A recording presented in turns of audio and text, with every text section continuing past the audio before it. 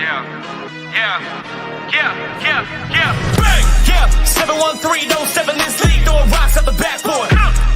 Living our dream, better dribble to the three, take the shot, here a cash short. And we don't even care what you say, we ain't scared of the hate, get a win in this last board.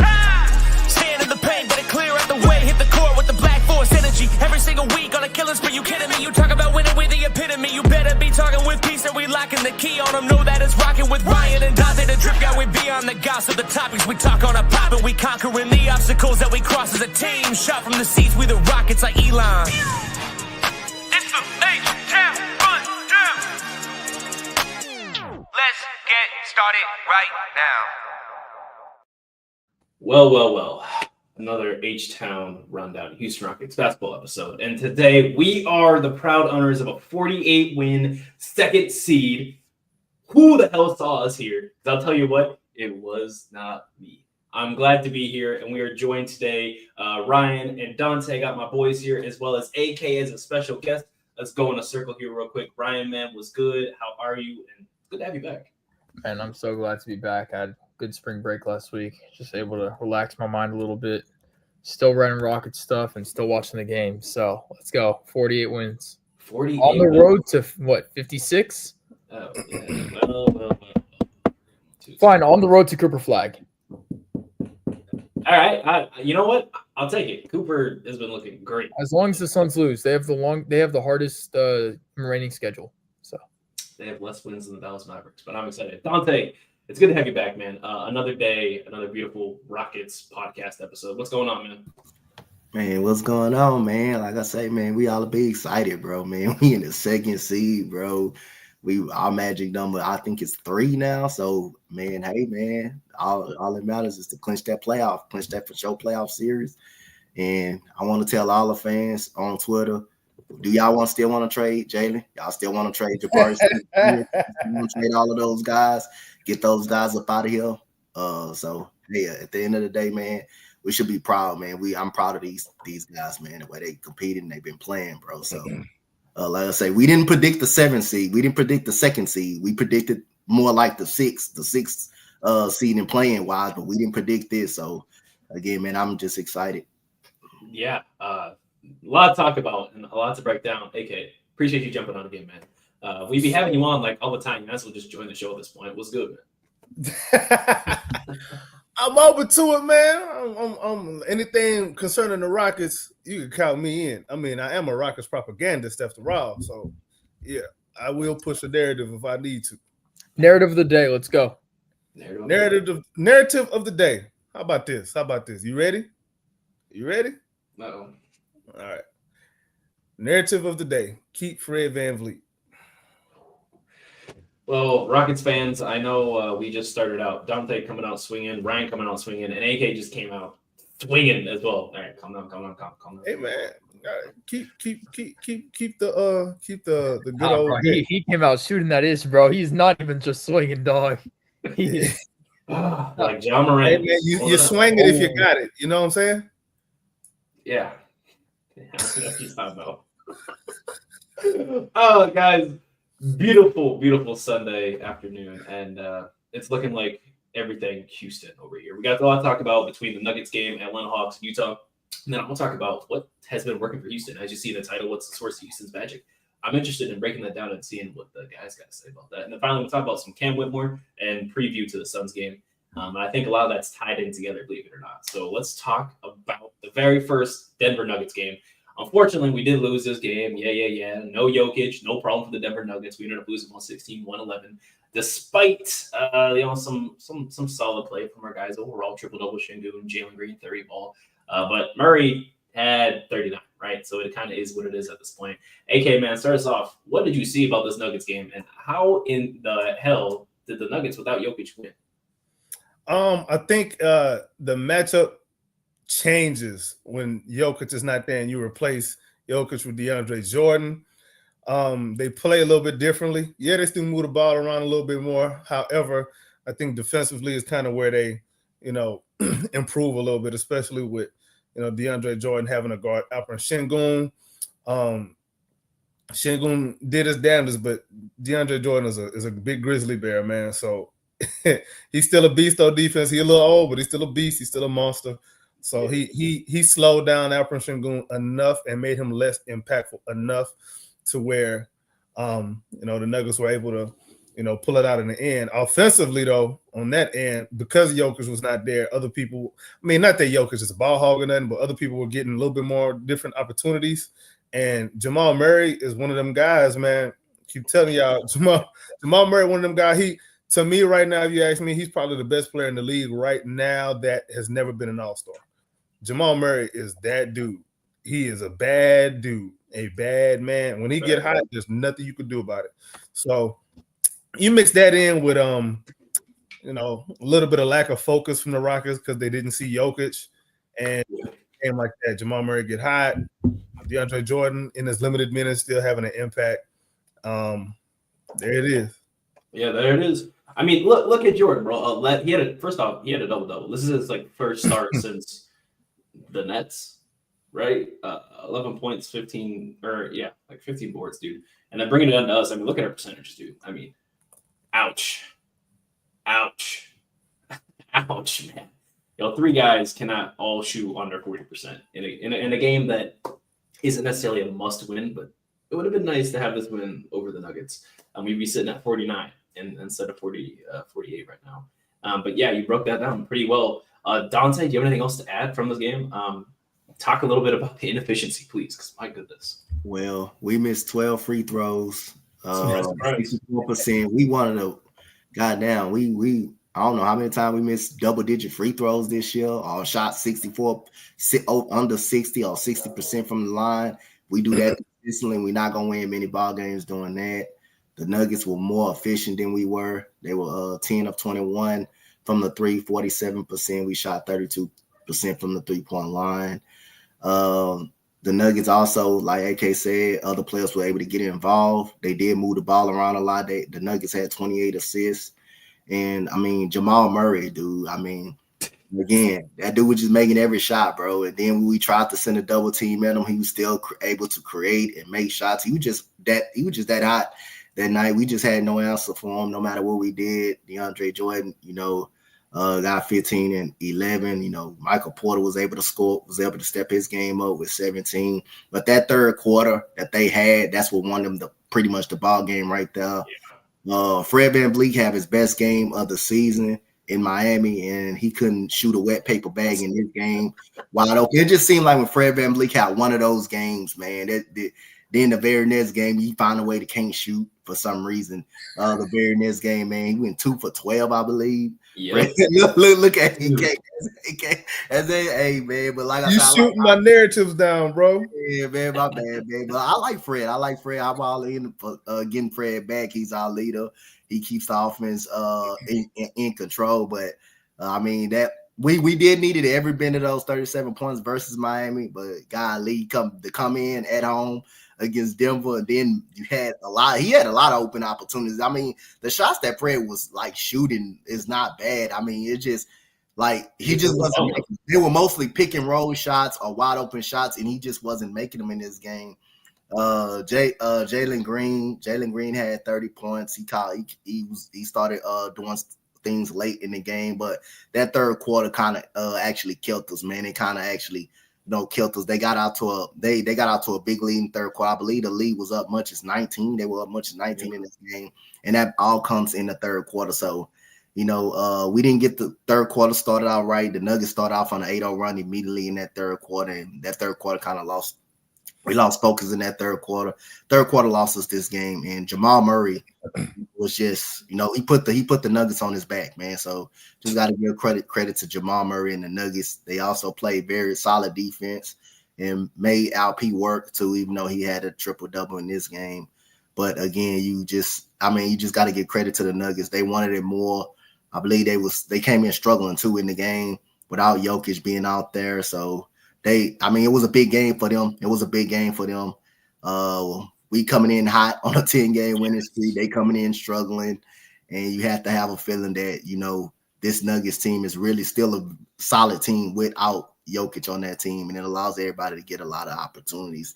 And that's what they did. You just got to give Coach Mike Malone and Jamal Murray credit, from having focus, coming out in that big lead in the third quarter. And then, we was never able to catch up after that. So just give the Nuggets them that credit. That third quarter kind of killed the game, pretty much kind of lost us this game. Before I go to Ryan here, could you guys say that most of our problems are solved if we just like make free throws? Yep. That's what wow. It's so crazy is we lost the game by 5, right? We would have tied. Don't say this game. We lost every game by free throws. Preston, when you and I went to the Minnesota Timberwolves game, why did we lose? Because Jason Tate was out there. That dude got named by Anthony Edwards, bro. You saw that. No, it was free throws. It was free throws. I've been there to witness it. And I mean, looking at it, right? You're like, okay, Jalen hit 11 of 14, right? Like 79%. You're like, all right, he missed 3 free throws out of 14. So, but you're looking at 0 of 4 up top there. You see that? That's the glaring thing, right? You hit 1, 2, it's a momentum changer. You cannot get to the line and make 0 free throws, bro. Second year, but Ben Thompson, gosh damn it, bro, you playing like you've been in the league for like 7 years. 0-4, bro. That's tough. That was tough. Yeah, but he's been in the league for 2. That's what I'm saying. It's like that. Like, so it is what it is. It's not going to be perfect immediately. There's still we miss those. But looking at the plus minus, greatness takes time. Greatness is a process. It's something for sure. And then last bit here, giving props to Steven Adams, right? He went 50% from the free throw line, 60% from the field. He had 12 boards, 14 points. It's pretty nice to see. He also had 3 blocks. Steven Adams was pretty active, and I did like some of the matchups with him and Jordan out there, but it kind of is what it is at that point.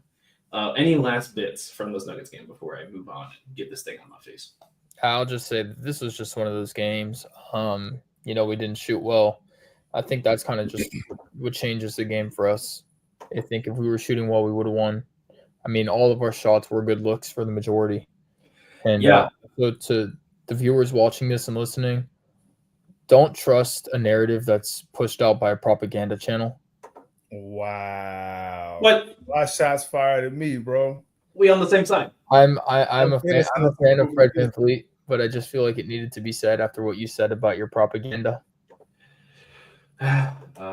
Real quick, I understand we didn't make shots optimally that game, but making shots honestly is not even like a win condition for us. Yeah. No, it's not. It ain't even a win condition. It's a bunch of the other stuff because making shots it's like a dice roll. Our biggest win condition is free throws. But for this game, I think it was shooting because our shooting was just not good. Overall scoring. Something we can do is get rebounds. We lead the league in rebounds per game, and we can defend. I guess we were pretty good defenders. You could say free throws was a big part of losing this game too, because we missed 12 free throws. I mean, we missed 12 free throws. We didn't like we missed by like 2, 3, 6 free throws. We missed 12 free throws, man. Then we lost by 5 points. So imagine if you make half of those 12 free throws. I mean, we win. We did. Fred VanVleet, Jalen Green went 3 for 12. Fred VanVleet went 2 for 12. Those are the two that really actually shot the ball not so great, especially Fred VanVleet. He shot the ball very poorly. Donte, are you saying 5 of 24 from 3 isn't good? Huh? Are you saying 5? Are you saying 5 of 24 from 3 isn't good? Is that what you're saying? No, that's not good. 5 for 24 from 3. No, that's not good. But free throws did play a part because we lost by 5. I mean, you missed 12. You missed double-digit free throws, and then you shot. We went to the line 34 times. We went to the line 34 times, and we only made 12. We went 22 of 34. But again, against a very good team like Denver, like that, you can't win a game like that missing 12 free throws. And like I say, that is what all come down to it. We didn't turn the ball over either. We didn't turn the ball over that much either. So we did get our share of opportunities, but in the playoffs, you can't win any games against a very good team if you're missing 12 free throws and going under 60% or 60% from the line. That's just not going to get the job done. Completely fair. Looking at it like that, it's again like Ryan pointed out, right? We look back at least 10 of our losses, and we're like, hey, if we hit 2, 3 full ball free throws in that game, we up, right? We could be talking about a potential 60-win season right now, but let's not get carried away. Yeah, let's not get carried away because I want to carry away right now. That's next level. Hey King, appreciate you always being in the comments, man. What other YouTube channels is it streaming on so I can subscribe? So right now, of course, as you know, we've got AK, bro. Where's your channel at? The Rockets Propaganda Channel. Yep, go ahead, check that out on YouTube. Donte, man, what's your YouTube channel? Coach Donte.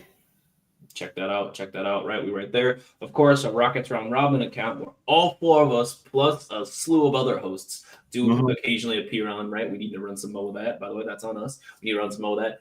We have that over there, essentially an extension of the H-Time Rundown. And then Ryan, don't be doing nothing on YouTube. So, don't worry about Ryan. He's not important. We don't like him. Yeah, but it's okay. But if you look me up, I'm the first thing to show up. You know, he's awfully confident. But I'll let you have your little 7 seconds of fame there. Moving on from this Denver Nuggets game, right?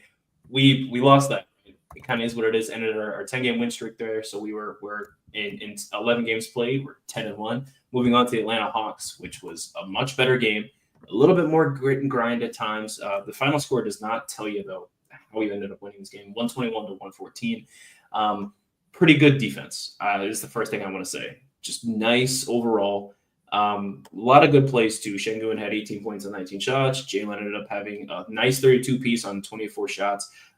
Did go 1 of 7 from 3, but he shot 14-24 overall. So what is that? 13 of 17? Not bad inside the arc. Let's break that down, man. Hey King, we got you, bro. We got you. We appreciate a fan, man. That's what we're here for. Let's start with Ryan on this Hawks game, man. What you got for us? Go ahead and start breaking that down while I pull it up. The Hawks game was that the most recent or was that the second most recent? Second most. Okay.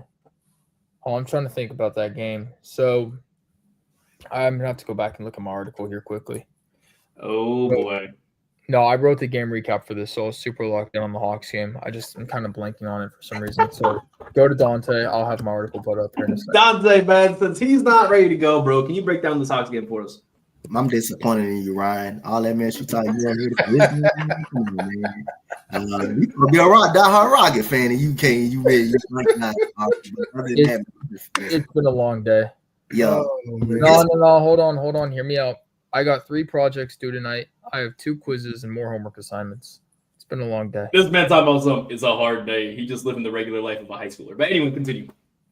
Hey, guess what, y'all? We need to give this a round of applause. Guess what? We made our free throws. In this game, man. We did make our free throws in this game. We needed every one of them. We needed every one of them. We missed only 3 free throws in this game. Shot 89%.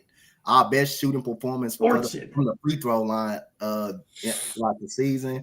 I do not like the way the game ended because we had a 25-point lead. That fourth quarter, we just took our foot plain off the gas and made that a struggle. It shouldn't even kind of been a struggle. They got them right back in the game without Trae Young those first 7 minutes in the fourth quarter. That's without Trae Young. It just seemed like every time Trae Young was on the floor, we dominated them.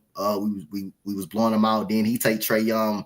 Quinn Snyder would take Trae Young right off the floor, and then the bench play was playing way more better with Terrence Mann stretching the floor, making shots. Yeah. I mean, we just playing. Our defense just went poor in that fourth quarter, but we just found the way to get it done because Jalen Green, pretty much closed out the game. Pretty much was making tough shots. Had a big time and one in this game. Dylan Brooks, 3 for 9, did not have a good game at all. Fred VanVleet had 21 points though. He had 21 points. He bounced back. He had a solid game, great game for him. Alp put up 18 points. Jabari Smith hit 2 big threes in the corner. Yep. When they had momentum, Jabari Smith knocked down 2 big time threes. One of them should have been a 4-point play. One of them should have definitely been a 4-point play. The last one that he did shoot, that should have been a 4-point play. Actually, right there, dude clearly hit his hand. But now I do not like the way we ended the game pretty much. And Ime Udoka elaborated that. Doing the youth, pretty much he elaborated that to him. we did not finish the game strong at all. And that's one thing, another thing that hurts us too. We get off to these when we do get off to these good starts, we don't finish the halves or quarters well. We got to learn how to finish well, man. Even when we up big, we just got to learn how to finish well, because every game from here on out, like we have, they're either playing teams or just teams that's in the playoffs, and we got to learn how to finish quarters and finish halves and finish strong, man. That's something we really don't really do. And like I say, we made our free throws in this game. That 1-by-7, we made our free throws in this game, and that was the key to winning this game, making our free throws, playing good defense. But that 25-point lead us having right there, that pretty much was too much for Atlanta to catch up. And he put Trae Young right back in the game. So again, that's another reason why Atlanta didn't catch up either, because he put Trae Young back in the game, and he messed up kind of the momentum of that, of that Hawks team that was coming back, that was actually making a run. But we closed out the game. Shout out to us for making our free throws. Yeah, but we gotta do better closing the quarters and closing half strong, and we did a poor job doing that in this game. But we found a way to get the win because of Jalen Green, with an and-1, making a tough spin move jump shot, making making a jump shot in an and-1 on the baseline, and Jabari Smith hit 2 big 3-pointers that pretty much closed out the game, though. But we got to do a better job of closing out quarters and finishing strong. Absolutely. Yeah, so I have it now. I think our second quarter was really, really, really dominant. I don't remember what our shooting in the second quarter was, but I remember that what was it? It was a 25-5 run, yeah? Yes. Yeah, we went on that crazy 25-5 run. I think it was like end of first quarter into the middle of second quarter when we were doing really well. And then we kind of started to slow down a bit. And I think in the third quarter, it was more of that just steady, kind of still dominating. And then the fourth quarter, we fell off, and the Hawks opened on a crazy run. It was like 17-2 or something like that. It was 17-2. And once we did that, I remember that Udoka subbed in the Steven Adams and Şengün, which was able to eventually help us gain more of our lead back. But Jalen Green, again, definitely helped out to end the game. Looking at Steven Adams real quick, plus 19 in 25 minutes played. That's pretty good. Especially that shows you the shift right there of how important him coming in and slowing everything down. Another thing I want to point out before I get to AK real quick is the fact that Jalen Green and Alperen Şengün, once again, leading the team in assists, right? Jalen had 4, Alperen Şengün had 5. Total stats between these guys combined, they had 20 rebounds combined, 9 assists, 3 steals, a block, and 50 points on 1 turnover. 1 turnover. Wow. That's all I got to say. That sounds like somebody you need. That sounds like a tandem we got to break up. We got to trade one of them, right? Oh, yeah. Yeah, they didn't get us a chip. When you got a tandem that's playing well, one of them got to get traded. That's the logic that I was told. Yeah, boy. I don't know. Just looking at this, Tari Eason, 14 rebounds also, and not enough love can be given to Jabari, man. I mean, again, like you're looking at a stat line like 5 of 12 and 3-9 from 3. I don't care. The stat line's not telling you right there how important he was in this game, especially late in the game, man. Who's that one dude you said? What's the name again? Jabari Smith Jr. Oh, Say his name more, bro. Say his name more. AK, what you got on us? Yeah, bro. This game, you got the good and the bad Rockets in one game. You got the Rockets that look like, okay, yeah, these dudes look like world beaters. We got the Atlanta Hawks flipped upside down, hanging them upside down by their nutsack. And this look like there ain't nothing they can do about it. And then next thing you know, once again, they lose focus, which is a problem for this team. I'm not going to lie. It's been a problem since the Silas years, too. Like, post-Harden, it's been a problem the entire time. I'm glad you even brought up the Silas era, because who are the 2 biggest Silas kids on this team? Because that focus thing is actually on them 2. It's on Şengün and Jalen. That's no 2 players on this team lose focus more than them 2. Which is crazy because they're the most talented. Well, 2 of the 3 most talented players on this team. And who you said the other one is Fred VanVleet? You said what? You said the other one's Fred VanVleet, yeah? Come on, bro. Come on. But yeah, so this game again, like quarters 1 through 3, cool. But I gotta nitpick a little bit. You can't wait for a team to come back and before you refocus again. Like you gotta put them in the dirt and don't water the dirt either. Like just let them sit there. Like let them sit there in the dirt, put their tombstone on, write their name in the tombstone and spell it wrong. In case their ghosts come back and see it, let the ghosts be pissed off too. No, like we should have. It should have been Nate Williams in the game at the end of the third quarter. That's what it should have been. That's where I'm going. Like we should have been able to see the cleanup crew, Cam Whitmore and them come stay ready crew playing time. Like Stay ready crew. Nah, the cleanup crew because it's the stay ready crew. Nah, the stay ready crew when they come in is because that's the second unit. First of all, I want the third unit to come in because that means the game over. Exactly. Nate Williams is part of the stay ready crew. No, well, I mean he does kind of need to stay ready because he's gonna play above Cam Whitmore anyway. But but yeah, these guys they how they close the game, I'm cool because it showed me okay, there's different dimensions of how they can close the game. They don't just have to do the Fred VanVleet Operation Goon pick and roll, which it's so easy to guard. They don't got to just do that. This is why I love Jabari being on the floor with Jalen and Şengün because that three-headed that triangle, that trifecta, that trio, everybody complements the other two. Each player complements the other two one way or the other on both ends. So when Jalen is driving and you got Jabari in the corner and he got LP in the dunker spot, now you got to pick your poison. You know what I'm saying? But if you got some non-reliable shooter over there in the corner and you got LP in the dunker spot, you're just going to cheat over from the wing or from the corner and help on those Jalen drives. And that's going to turn into turnovers. It's going to turn into a bad shot. It's going to turn into a bad play, something bad. So that's why I'm really big on Jabari being part of the rotation. He's got a lot of that Robert Horry to him. He ain't got to put up his numbers, but he's going to have a hell of a lot of impact.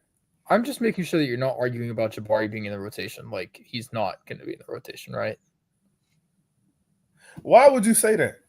Because you said, I want Jabari in the rotation. Of course he's going to be in the rotation. Why would you like... I don't know. No. You're phrasing like Jabari is not going to be in the rotation. I need him to get more minutes because that game where he played 17 minutes. Say it that way. Don't say, "Oh, I want Jabari in the rotation." I'm okay. Let me say it like this. I want him on the floor a little bit more. I don't think he gets on the floor more than I don't think he gets enough time on the floor. I don't think he played 33 minutes. However, I'm fine with it right now because there's so many different options. I'm kind of okay with it now. And then when they go double big and they put Jabari at the 3, that thing look good. That's a nice lineup. That thing look good. So when I say Jabari in the rotation, I'm just kind of pissed off about that Denver game and how low minutes he had that game. I was just like, yo, you gotta be shitting me. Speaking, how you play Jabari 17 minutes in the game we and expect to win? Yeah, out of here, bro. That I ain't gonna lie, that just pissed me off. That's what that was. AK getting all upset now. Look, I am about Jabari. I don't play by Jabari. Hey, that's cool. I respect it, man. Jabari, one of them dudes, and he do deserve his minutes. But speaking of just in general, the Texas trio. Hey, y'all hear that? Hey, Ryan. Hey, Ryan, I need you to do something with that. Wait. Stuff. What is this Texas trio? Someone explain it. I completely missed something. I don't know why.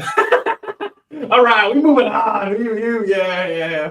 we gonna I guess I have to go back and watch that part. I was reading something about Cam Whitmore. Yeah, don't we don't get to Cam. Well, you got some inside information you want to share with us, Mr. Reporter? We'll get to it. All right. Here you go, Ryan. Look, see, King pays attention. All right, so here's your answer. King, you're a goat. Let's talk about some lineups that we saw in the Utah game while discussing the Utah Jazz game, right? I think this is where it gets exciting, right? Balls. It was a good game. We ended up winning this one 121-110. Şengün with a monstrous 33 10. Beautiful game from him. Jalen, 21 points on 40%. But overall in this game, it was the lineups and coaching, I think, that ended up winning this game, right? Obviously, we should be beating the Utah Jazz, but how we beat them was based on a couple factors, right? And AK, I want you to break down how we beat this Utah Jazz team and what lineup did we see in the clutch? Yeah, what a great narrative, AK. Shut up, you punk. I hate you, bro. This is why I be going after you, dog. I hate you so much, Ryan. But yeah, so the Utah game, first of all, Utah one of them teams that they don't know what lay down and stay down mean. Like they don't go away. Like they just keep on keeping on no matter what. They don't know how to lose, bro. So despite only winning 16 games this season, they don't know how to lose, Right, but they not an easy out. Yeah. And then the Oh, matchup for 2 on the narratives. Ryan, don't make me make a diss track about you. I'm about to get my Kendrick Lamar on, man. Let's drop that beat. Let me freestyle on this fool right Hey. But now, so the Utah game. So Utah, just FYI, they got a good amount of talent on that team. So and then the matchup against that team is one that can kind of deal with us in a way. So what do I mean by that? Walker Kessler in the paint. I mean, he's a problem. He's a problem. He's a very good defensive center, man. Very, very good defensive center. He gives Alperen Sengun problems. However, Alperen Sengun exercised that demon. But historically, Walker Kessler has, played Alperen Sengun pretty well. And then I ain't gonna say he deters Jalen from getting in the paint. He changes a lot of Jalen's layups when he wants to get in the paint. So that's two things. And then same goes for Tari Eason whenever he's playing against him. Anyway, Tari Eason be missing layups against anybody, so I can't even use that excuse. So there's that. And then also you got guys like Keontae George, Bryce Sensabaugh, and what's his name? Colin Sexton, Isaiah Collier. They ain't gotta be household names for you to respect them. Like these dudes can ball. Like they can play. You put them in the right situation on a winning team, they'll find a role and they'll be very impactful. I'll put it to you like that. So there's that. However, I noticed something in this game in the fourth quarter. What happened? And I was so happy about this, man. Y'all just don't know how happy I was about this. Why? I want to say about with 7 minutes and some change left, Fred VanVleet got subbed out for Jabari Smith Jr. And AD, don't make me teleport to your house right now. With some But anyway, so Jabari subbed in for Fred VanVleet in that fourth quarter, and the Rockets were steady, moving around, doing well, increased the lead a little bit. Utah started to wane a little bit. And then at 2:51, Dylan Brooks got subbed out for Alperen Sengun. For Alperen Sengun at 2 minutes and 50 seconds. And the closing lineup was what I call the future five. It was Alperen Sengun, Tari Eason, Jabari Smith Jr., Jalen Green, and Amen Thompson. And the way that they played and closed that game out down the stretch when Utah just refused to go away, the plays that they were making on offense, the way they simplified the offense, it was beautiful to watch. It was play through the Alperen Sengun and Jalen Green pick and roll set and let them dictate the terms of anybody else getting a shot. But they start and initiate every offensive possession with that play right there. Everybody else just naturally falls in line. You had a man in the dunker, you had Tari Eason on the wing, you had Jabari in the corner, and anybody else they needed to get an opportunity, they got it. They naturally got it and made their shot because that's naturally where they like to be in the first place. It's nothing like being put in the right position to where you don't even have to think too much. It's what you naturally do, is where you naturally like to play, and you just end up playing well in those positions. It's funny how that works, right? Hierarchy or something like that? Is that what you're saying? That H word? Oh yeah, we're gonna mispronounce it. Hierarchy. That's what we're gonna call it for now, bro. Hierarchy. If I pronounce it differently, maybe they'll understand it. Come on, Ime. I know you be watching me, bro. I know you do. Don't be pretending. I'm telling AK Ime don't know you, little bro. Ryan, why are you so disrespectful? Don't listen. Ime know me better than that. Okay, I will send him a picture of his ex-wife or his ex-girlfriend. Don't play. You better not play with me. Ime, this has nothing to do with me, sir. It has everything to do with Night you. vision You the one memes. said, you said, hey, you the one told me to get her DMs. I never said that. No. We got King Biz and Ryan right here, boy. Night vision beam. Ban him! Ban! Bars. Bars. Ban! Oh no. Modders, don't ban that guy. Can we promote him real quick? Get more of his comments. Dan! Hey, look, something I will say, right? Like you said, this five, right? This future five, which we're liking. They combined for 36 rebounds between those five. 36 of our rebounds. Jalen had 8, Tari had 6, Jabari had 10, Amen had 10, and Şengün had 10. That's crazy. Şengün, Jalen, and Amen also combined for 13 assists in 5 turnovers. Yeah, I'll take it. Between 3 different players, yeah, I'll take it. A lot to like from this game, especially something we need to congratulate Şengün on before I get to Donte here. The free throws. 85%, 11 of 13. What do we ask you to do, Şengün? Make your free throws. You made your free throws. Thank you. Thank you so much. Donte, man, what do you think about this Utah game? Man, again, man, you had players stepping up, and that Jazz team, man, Isaiah Collier, just that dude get to the paint, and he just he was bulldogging us in the paint every time he got through the paint. That dude is strong. This probably like the first time I kind of ever saw Fred VanVleet sitting on the bench in the clutch time. He deserved to sit on the bench. This man was 1 for 10. Hold on, time out.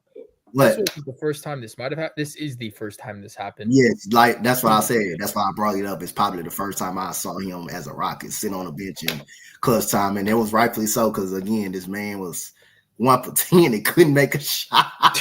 And still played 34 minutes, bro. What tired, bro. blackmail He does just Fred tired, got bro. on eBay? Yeah, that Oh man my played 34 minutes and just couldn't make a shot. Couldn't make a shot. He did make one big time 3-pointer. I give him that, but again, that was good. I know it was good, and then it was fun to see Jabari. It was fun to see Jabari Smith on the floor, get him a double-double, but it was fun to see Jalen Green and Alp close out this game together, man.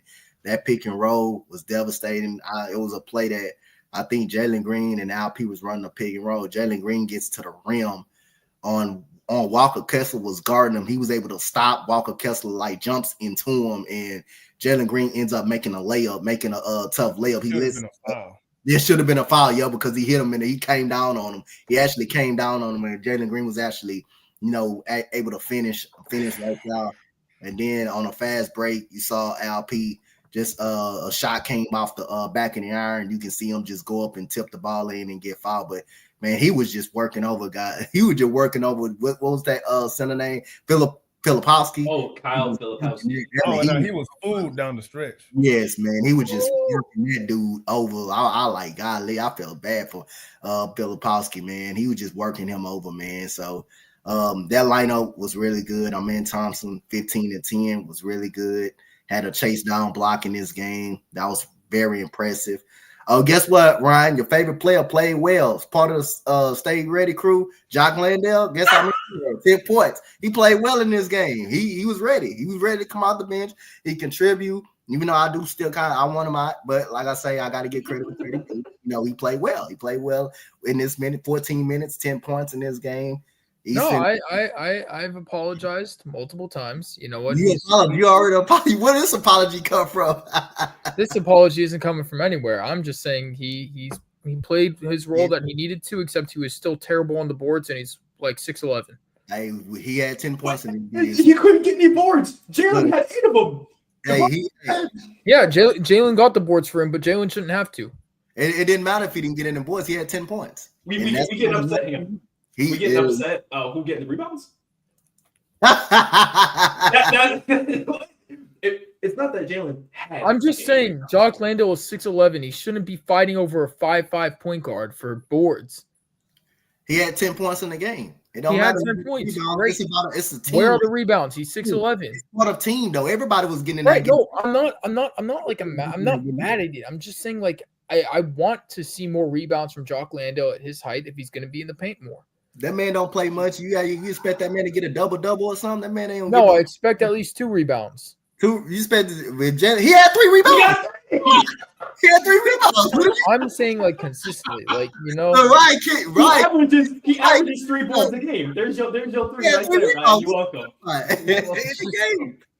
Man missed 2 shots. By the way, Tyrese played well too. Played very good in this game. In this 30 minutes, 15 points. But like AK said, the lineup down the stretch was a phenomenal lineup down the stretch, and Jalen Green and Alp just closing the game out together. That was pretty something. That was something to watch, though. Yeah, beautifully said. Ryan, on top of Jock, we're going to the last thing here. He shoots 39% from 3. I don't care on how many attempts he shoots 39%. he hasn't been bad at. No. He's been in his. It's just nice. It's just nice. It is nice. It's nice to see. Yeah. There's been a lot of progress since the beginning of the season or last season to where we are now. Yeah. I really think, and I just want to see more aggressiveness out of him. I want to see him act like he's been hitting the weight rooms at 6'11". Sure, and I felt that. I don't want to see him get pushed around by a dude who's 6'6" and shouldn't be getting the rebounds.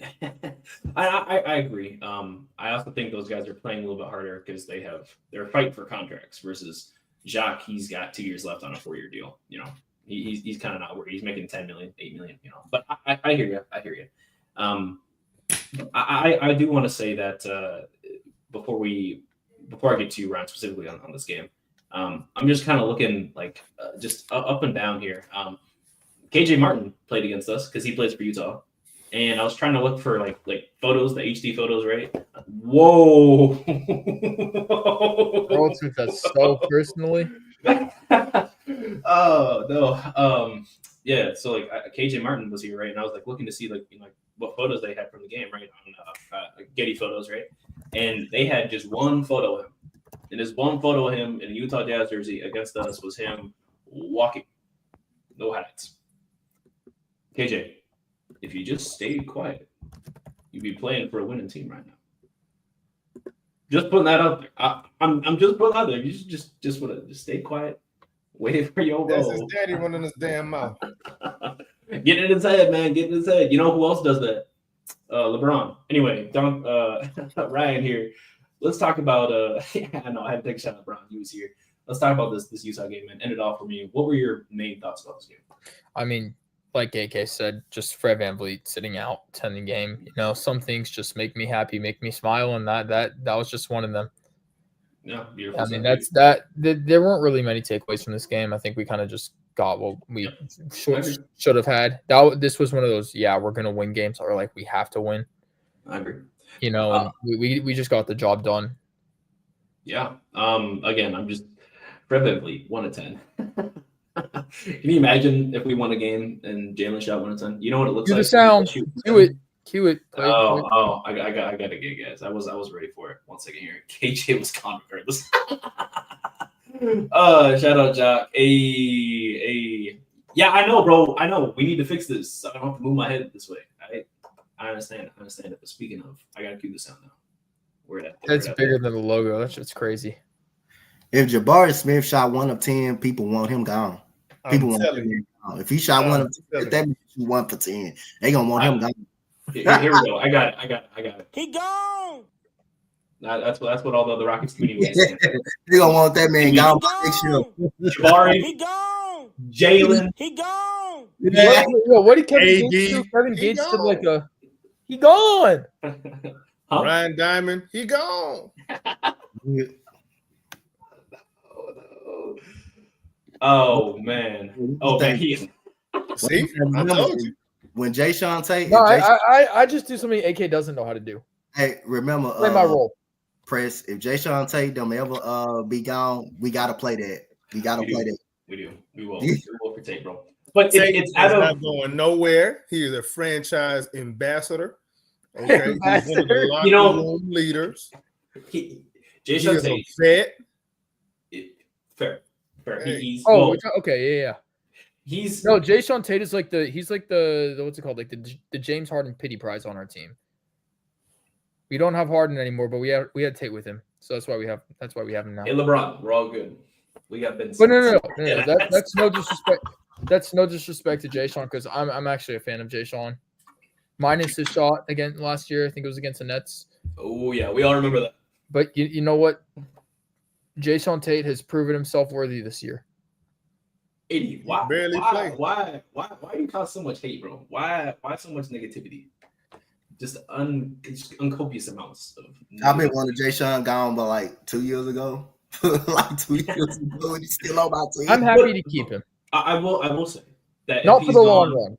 Yeah, Not for the long run. I'll say if he is gone, when he's gone, He and I get to play gone. the sound. That's out of respect. It's not that I'm like, yeah, he's finally gone. It's like you did your thing here, right? You ran your course. Hopefully we can get some second round picks out of you. You already been the third best leading scorer, the second best leading scorer on our squad. Oh! You accomplished. 6,000 points at this age. There's only a few other players to do it older than him. Oh. Anthony That Davis. just mean he a bust. Or not Anthony Davis. It's Anthony Edwards. Yeah, I gotta find the graphic. No, you That talking man about. was a second leading. Somebody said sell high. Yeah, I wonder who that was. Can you believe this man was the second leading scorer on AK favorite coach team, Steven Silas? I couldn't even believe that, man. I really couldn't believe that. I really couldn't believe it. This man literally was the second leading scorer on this basketball team. Honestly, I'm not gonna lie. I thank Steven Silas. We wouldn't be where we For are what? without him. We would not be in the position that we are without him being there because we wouldn't have been that bad. We wouldn't have gotten the players we have now. So, Steven Silas, thank you. Bruh, you can develop players and still- Optimism. Assume I would positive. never forgive Ryan. Don't you do that no more. I would never forget that man for playing Dacian Knicks over Tata fucking Washington. I would never forget that doing that shit crap. over a Kentucky guard. Bro. Was it Bruno Fernando or Garuba over? That dude started. This dude literally started Dacian Knicks over Tata. And Dacian Knicks still in the G League. He kept it going when you knew the man wasn't good. He kept that going. And he messed over Tata Washington growth, bro. Yeah, but like it wasn't his fault. Remember when he slammed the table and left? It wasn't his fault. Remember when Steven Silas had said, I can't have Jalen on the floor without Dacian Knicks or Kevin Porter Jr. or Aaron Gordon. Man, you gotta let that man get his point guard reps up. Like imagine if he was getting them point guard reps at under Silas. We wouldn't have Amen Thompson. I mean, we would have Amen Thompson if it wasn't for Steven Silas. But we were just that bad with him that we got Amen Thompson, Jabari Smith Jr. I'm just saying, like, bro, you seen how OKC was developing their players and still losing? I'm Now just being look at optimistic. Man, your optimism. I'm being positive. I feel positive. Speaking of optimism, I just want you to look at this stat. This is posted by our own Andrew in our Rockets Run Album account. Appreciate you, Rockets. Appreciate you, Andrew. What does it say? All right, let's look at the numbers. The games it took these players, right? Pretty good players in the league to reach 6,000 points. They're all busts. What you talking about? 1,200 rebounds and 1,000 assists. Each of these six players, right? Luka 225 at least, LeBron 230, Edwards 268, Jalen Green at 298, right? So you're telling me the guy you want to trade for, Devin Booker, down there at 334 games, right? Yes. Jalen Green.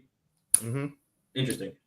Yes. McGrady. You gotta buy low. Now you buy. See, you selling high on Jalen Green and you buying low with Devin Booker. That's what they said.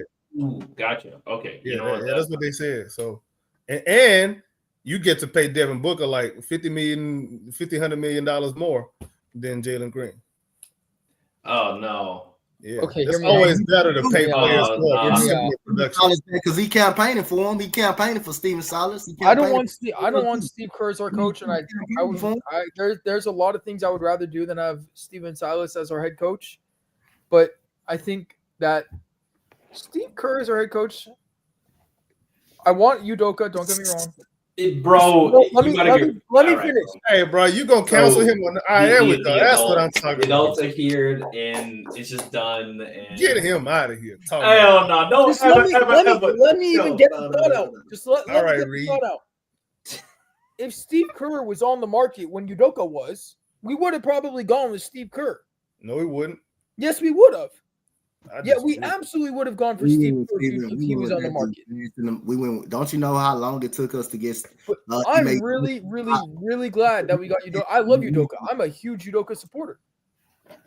Bruh, the culture fit wouldn't even feel right. Steve Kerr is not a Texas kind of guy, bro. Yeah. He got too much sugar in his nutsack. He's also a great coach. That's literally the point of what I'm saying. So let me ask you this, bro. I'm gonna bring up one thing for you, bro. So you remember we had a bunch of, I guess, behavioral problems under Steven Silas, like dudes wasn't disciplined, they wouldn't being held accountable for nothing. You think Steve Kerr can't hold Draymond accountable for nothing? You think, or Jordan Poole for that matter? Even though Jordan Poole, we got Udoka. That's why we got Udoka, because everybody know you screw up under Udoka, he gonna have your girl bent over in your apartment. Jesus Christ. Everybody knew it ahead of time. If it's Steve Kerr, you have a bad game, he gonna invite you to his house to play with his wife.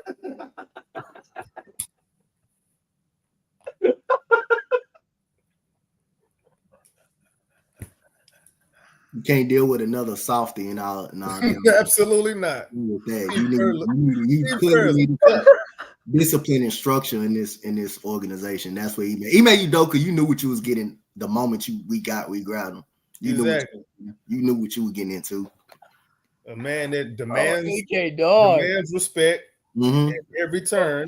He holds everybody accountable except Fred VanVleet, but that's fine. Yep. But I'm fine with at least Fred VanVleet ain't a lunatic in a head case like Draymond. So, yeah, you're gonna get us canceled, bro. It is what it is. Man, that was a that was a banger. That's getting clipped, ain't it? How much you want to bet? Chris Gorman. Bro, Chris, where you at, bro? He's finna clip the hell out of that, boy. I will clip it and send it to Chris. Please. Wow, that was hilarious. We're gonna have some people coming to my house, knocking on my door, bro. Just tell them they better knock with a helmet. Yeah. Oh my goodness. Ime, good coach. Glad to have him. F. Steve. Ime is gonna send his guys, bro. You do not want to see Steven Adams at your door, dog. Oh no. All right. That's why I draw the line, bro. Y'all seen that video of him verbally harassing Reed Shepherd when they was shopping for hats and shit? He's like, yeah, look at this dude trying to get his beard grown shit, bro, just like Ryan. No, it's gone. Yeah, bro. On tomorrow. Nah, Reed Shepherd can actually grow a beard. Not everybody can say that. You know, that's facts, man. That's facts. Reed Shepherd can grow a beard. Yeah, and you can't. I don't want to. Guys, we getting off topic so much. It's almost the off topic pod right now. At least it ain't patchy. Let's come back. And it was more of a mustache, I guess. Yeah, you right. Oh my goodness, bro. Let's come back, reel it in. We done with Utah. I want to talk about how Houston has gotten us this far, right? We have 48 wins. First off, did anybody here? Maybe yes. Anybody I said wait. Who else said that we were going to think, or who thought we were going to have 48 wins or more right now? I said 40. I say about like 45. At least. I said 47, right? 47. Yeah, I said. I will go pull up the clip. Yeah, you did. I said 48 in the fourth seed. You remember me saying 58K? Oh. No, I do remember you saying that. Now I was looking at you like you crazy, but you remember it now. But here we are. Yeah. And we winning and winning these games in a lot of different ways, right? We were just complaining at the beginning of the podcast, like, man, we could have had X amount more wins if we just made our free throws. And despite that, we still got 48 wins in a modern NBA in 2025, the year of our Lord, where you need 3-point shooting, and we are 25th in 3-point shooting. But you know what we have? Dogs. Ime Udoka, Amen Thompson, and Tari Eason, the Terror Twins. With all the things other teams don't. We got a good Jalen Green season. Agreed. So we got Jalen Green proving himself on the contract season. I want y'all to. I just noticed something. I'm gonna point something out to y'all. It's probably gonna blow your minds a little bit. Oh, Out of all the teams look at all of the teams in the bottom 10 3-point shooting. Most of them are lottery teams. but not us. We're overcoming We'll still get that pick. We will still get that lottery pick. we're probably still gonna get it. Because Phoenix is booty cheeks and gluteus Phoenix maximus. Buns, bro. Yeah. And by the way, we play them tonight, and we need to go ahead and tombstone pile drive them, and bury them under some dirt, Undertaker style. Like, for real. We need to put them away. We need to kill their confidence. We need to kill anything they think they're going to do tonight. We need to make sure that I think it's more than just winning the game and playoff seeding tonight for the Rockets. It's more about, all right, we're going to beat your ass and get your draft pick even better, and you're not going to be able to use it. Pump. I think if we win tonight against the Suns, I think it's just going to put them in that mode of like, yeah, we this season's a wrap. Just got to end it here. Can I point something out? If the Phoenix Suns lose tonight, that means they're going to be 2 full games back from the 10th seed. Like I said, This is a backbreaker if they lose tonight. So this is a Kevin Durant what, Preston? backbreaker. It's going to be tough. Kevin Durant, he's going to be looking to score. Devin Booker, he's going to be looking to score. If anything, he's been looking to score all season. It ain't happening. And against us, last time we played the Suns, we won. Right? Last year we played the Suns this late. Jalen Green got 40. Right. I'm expecting some sparks to fly. I'm expecting some things to happen and people to be yelling and shit. But I don't want to preview the game just yet. I still want to talk about how we got these 48 wins. Before we get to that, just because we're at the 57 mark, we got to talk about Cam Whitmore. We will, and we will do that after. Make sure we do. Don't worry. I got you. AK, you brought up something Friday that we talked about, right?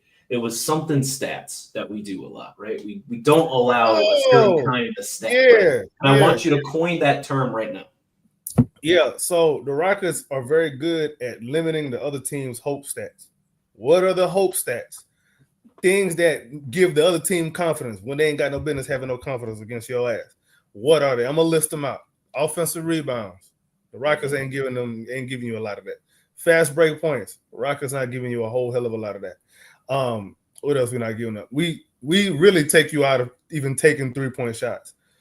Those are 3 things that if a team does all 3 of those things against you, you hard to beat. No. Not even mentioning all of the other regular stuff that you do in the in-between. But here we go. Calvin's keys to the game. Pretty much. Essentially, but it's facts. AK's keys to the game. Yeah, and these hopes. Like I don't even want to. When I do my previews, I ain't even gonna say them 3 no more. Bro. We're just gonna call them hope stats. If you don't know it by now, well, that's on you. But yeah, no more hope stats, bro. Like, if you don't know it for the first time after hearing it, you'll never know it. Exactly. Too bad. Use your context clues, people. Yeah. But then again, that requires you to have paid attention to school to know what context clues are. But anyway, but yeah, like those are the 3 things that, like, think about why we've lost so many games close just by free throws. Like, okay, you're losing them close games. Some of them games you were in the game because you didn't even give up those hope stats, and you only lost because you couldn't make some damn free throws. But you stay in more games because of those things than not. And think about it, the Rockets don't even get blown out like that. We got blown out twice this season? How many games we lost over double figures in scoring? I got to look that up. We haven't lost a whole lot of games over 10 points. It's been like 8, 9, 5. Like we just lost against the Nuggets, right? Real close. And as far as I know, at least when we were a 44 win team, so 4 wins ago, so many wins ago, guys. Wow. When we were 4 wins ago, we were top 5 in clutch games. We were top 5 in clutch points during that time. And we draw the most, as of right now, we draw the most fouls in clutch time. Guys, that says all you need to know right there about fourth quarter success and the Houston Rockets success as being a good playoff team, man. I'm just curious. Hey, Donte, look, you got new subs, man. You got new subs. Appreciate it. Appreciate you joining, guys. And while we sell it, man, subscribe to the H-Town Rundown. What is we doing? If you watching the channel, all 253 of you right now, you watching the channel right now. Why did you not subscribe to the H-Town Rundown right now while we watch? All right, Can't be a hater your whole life. Can't be a hater your whole life. I'm not gonna steal his term, but he said it. He here. Go subscribe. Continue the conversation. As I was saying, Donte, why do you think we are 48 wins deep right now, this far into the season? Because of our defense, offensive rebounding, defensive rebounding. Get back on defense. We got to know. I'm pretty much sure all four of us know that, and a couple of other guys know. We're not going to shoot the ball well. We're just not a team that's going to shoot the ball well. With some nights we're going to come out shooting the ball well. Some nights we're going to have, but most of the nights we can all agree we're not going to shoot the ball well. So at the end of the day, we do a very good job of playing very good defense, making everybody work. Getting offensive rebounding is where we own everything at. Getting those second chance points is where we own everything at. When Steven Adams being able to control the boards. You got LP being a better rebounder. Jabari Smith even rebounding the ball pretty well when you play that double big lineup. So you do got to give most of that credit to them. It's why we get a lot of offensive rebounds too, because when Steven Adams in the game, it's able to get us second chance opportunity. And plus we rebound the well ball. We don't give up too many offensive rebounds. We don't give up any second chance points either. And one thing is we don't really turn the ball over. Ever since we got Fred Beverly, we don't have those 20 turnover games. We don't have those 19 turnover games. That's another thing, because you get more opportunities when you don't turn the ball over. And another thing we did do well this year, we force our opponents to turn the ball over. So we get more opportunities, whether if it's offensive rebounding and forcing the opponents to turn the ball over a lot, which gives us more opportunity. Another thing, we've been competitive in every single game pretty much this year. Only game I can say, I think it's really 2 games I can say we physically got whooped in. That's that first Boston game we got out. They were hot. Yeah. Boston game was they were real, real hot, man. We got blown out in that game. We got to get back though. Yeah, we did, but we got to get back. It's no shame. Boston a very good team, bro. It's no shame of getting whooped by them, but we didn't make shots at all in that game. They made every shot that they pretty much do up. And I would say that that third Kings game, I would say we got handed a lot to them. That game wasn't that game. They beat us by double 10 in that game. And like I said again, that's really the only 2 games I say we got actually manhandled in, especially that first Boston game. We just got killed in that game. Detroit kind of put it on us a little bit in that third quarter, but at the end of the day, man, we've been competitive throughout the whole season, and that's mostly through our defense and being able to force turnovers and being able to rebound the ball. Like AK said, we're not going to go in any game shooting the ball 50% every single. We got to expect we're going to miss some shots, and we're going to go cold at some point of those games. Some point of the game is just, like I say, again, we basically defense, offensive rebound, and turnover, winning a turnover battle and stuff like that. That's how we being able to win games. Our defense upstarts our offense. When we stop people on the defensive side of the ball, we become a whole lot better team. We become a whole lot rejuvenated on offense. The definition of that is the Sixers game. We were down by 25. Once we started making shots, our defense started getting better and better, and that's how we able to got back in that game. That third quarter, when we started stopping them on possessions, Jabari Smith making those 3-pointers. Oh my gosh! And you can see how confident we got on defense as we was making that run. So again, even though Quentin Grimes had the game we got, but that third quarter is a demonstration when I'm saying our defense is going to jumpstart our offense. If we're making shots, we're a whole lot better on defense. And it's going to be hard to beat us if we do make those shots. But I don't expect us to go in every game being hot and on fire. We're just going to have to keep winning on offensive rebound and turning our opponents over and getting second chance opportunities and getting back on defense. Like AK said, stopping fast break points. We're doing a really good job at that. And that helps us out a lot too. Absolutely. Beautifully said, Donte. Bro just went on a whole rant telling us exactly why we better. And I like it. And all the combination of everything molding together, like you creating the perfect stew, it just got us as 48 wins. And we still have more potential suckers to go beat, like tonight against Phoenix. But before we move on to that there, Ryan, I got a question for you. I tailored this just for you, so we'll see how it goes, right? What is something that Houston, us as the organization, worked on last year that's carried over to this year and helped to make us succeed to 48 wins? Which one are you going to say, confidence or discipline? Because it's one. I'm asking. No, I'm at this is genuine question. I don't have an answer. This one? Tell me more. It's absolutely discipline because these players have stayed down when they absolutely have to, and they're. It's not like they're quitting mid-game anymore. They're playing through most games, and that's something that we like to see. And Ime Udoka, like benching Jalen Green last year, look how that's carried over into this year. Jalen Green is closing games now rather than sitting.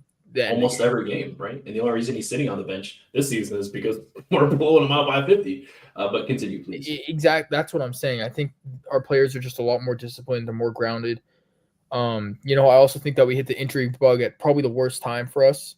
But I think that also helped us a lot because that showed us what we need to do to win. In order to win, what did we do? We stepped our game up. We were disciplined. We were confident. I started hitting our free throws when we absolutely had to for the majority. Besides those games that, we kind of were off. But I think that's definitely what will carry over into next season. Absolutely. It's something that you're saying there's what shows me that a playoff team is playoff ready, a young team that's trying to make the playoffs. Also, one other thing. Pull up this comment from AD where he said we still need a closer, please. Right, so AD said we still need a closer. Sure, I agree we still need a closer. But another thing that we carried over from last year into this year is if you look at most teams that make a deep playoff run, they all have one great player, right? They all have one player that can get them a bucket. Why are we so good without that? Dylan Brooks said anybody on this team can get a bucket at any time. Anybody can be that guy, right? And I think that's something that Ime Udoka has definitely implemented in these guys. I see a little bit of that Jason Tatum, Jaylen Brown action with not Jabari. I see it with Amen and Jalen and Şengün, right? He's trying to get the whole team collectively going at the same time. So there's always at least one or two players going off rather than having one player that's going to get us a bucket. And I think that's what makes this team so much more special and different from other teams. The fact that we don't need that player to be great. That's beautiful. Wow. Hey, Clip Scoring, you can go and clip that too. That was actually pretty well said. Is that pretty conclusive? Do you guys agree with that? Okay. Donte, you guys agree with that? AK's just gonna disagree. He doesn't want to agree with me. It ain't just that. It's agreeing with you means I gotta question my IQ.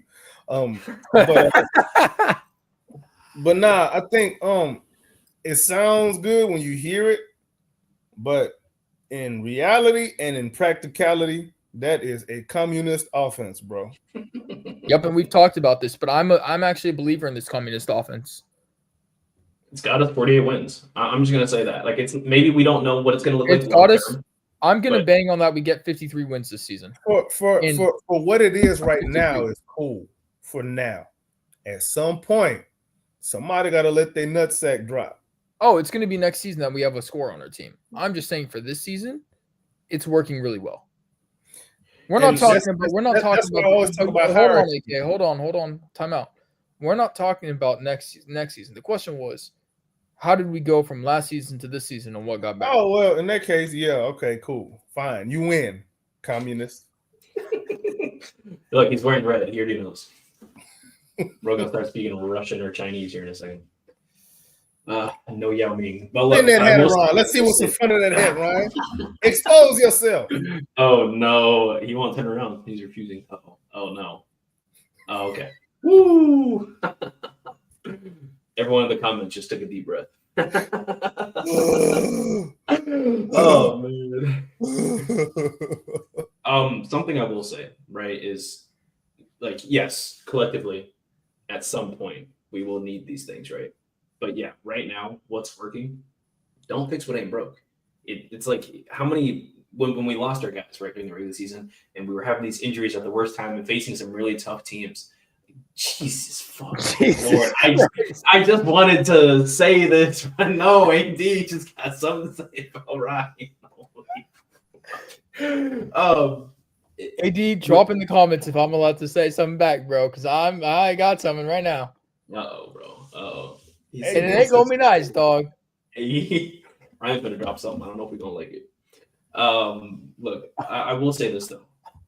when we lost those guys during the regular season, right, and we were seeing what issues we had to go against, right, we already knew what glaring issues we had, right? Obviously, shooting and rebounding was something that we wanted to work on even more so, right? And obviously, playmaking, having that lead ball handler, and having a closer, right? We were able to plug those holes temporarily. And I think that's the difference between a young team trying to figure it out and a young team that's ready for the playoffs. Because we figured it out. Last year, when we had these holes, it was just kind of like Jalen score 40, right? This year, the game plan has been everything. It's been like, who's going to play the defense here? What sets are we running? Who's getting the ball? Who's actually shooting this? What kind of plays are we running, right? And honestly, the adversity we went through last year, a little bit of that carrying over into this year, and then again, going through the same near injury bug, right?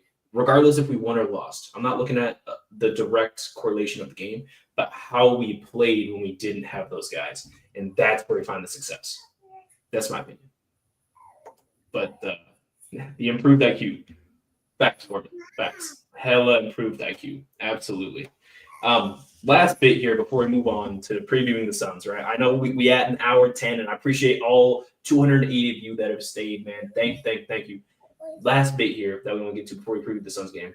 Cam Whitmore. We got Nate Williams playing over Cam Whitmore. Jason Tate playing over Cam Whitmore. Nah, but we know why Cam Whitmore is not playing, bro. And, well, I'm interested. What issue? Those yams must be smacking, dog. Oh, gosh. Jesus. Oh, you talking about that one? Yeah. Talking about the photo. Yeah.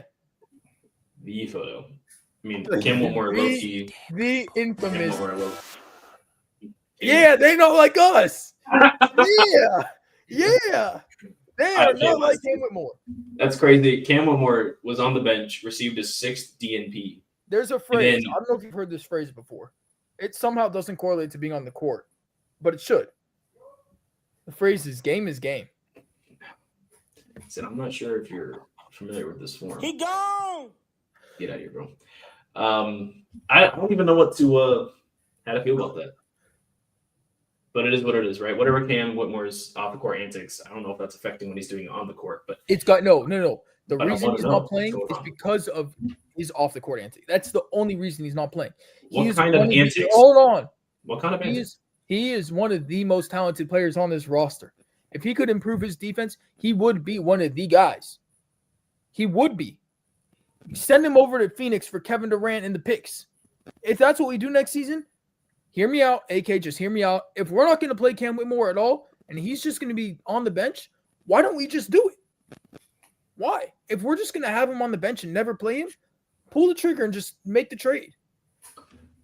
He's a phenomenal young star. He could be a young star. He should be. He should be absolutely playing. Put him on any other team in this league. Send him to Miami. He's going to be great in Miami. Send him to besides off the court of Miami, send him to any other team. He would be great.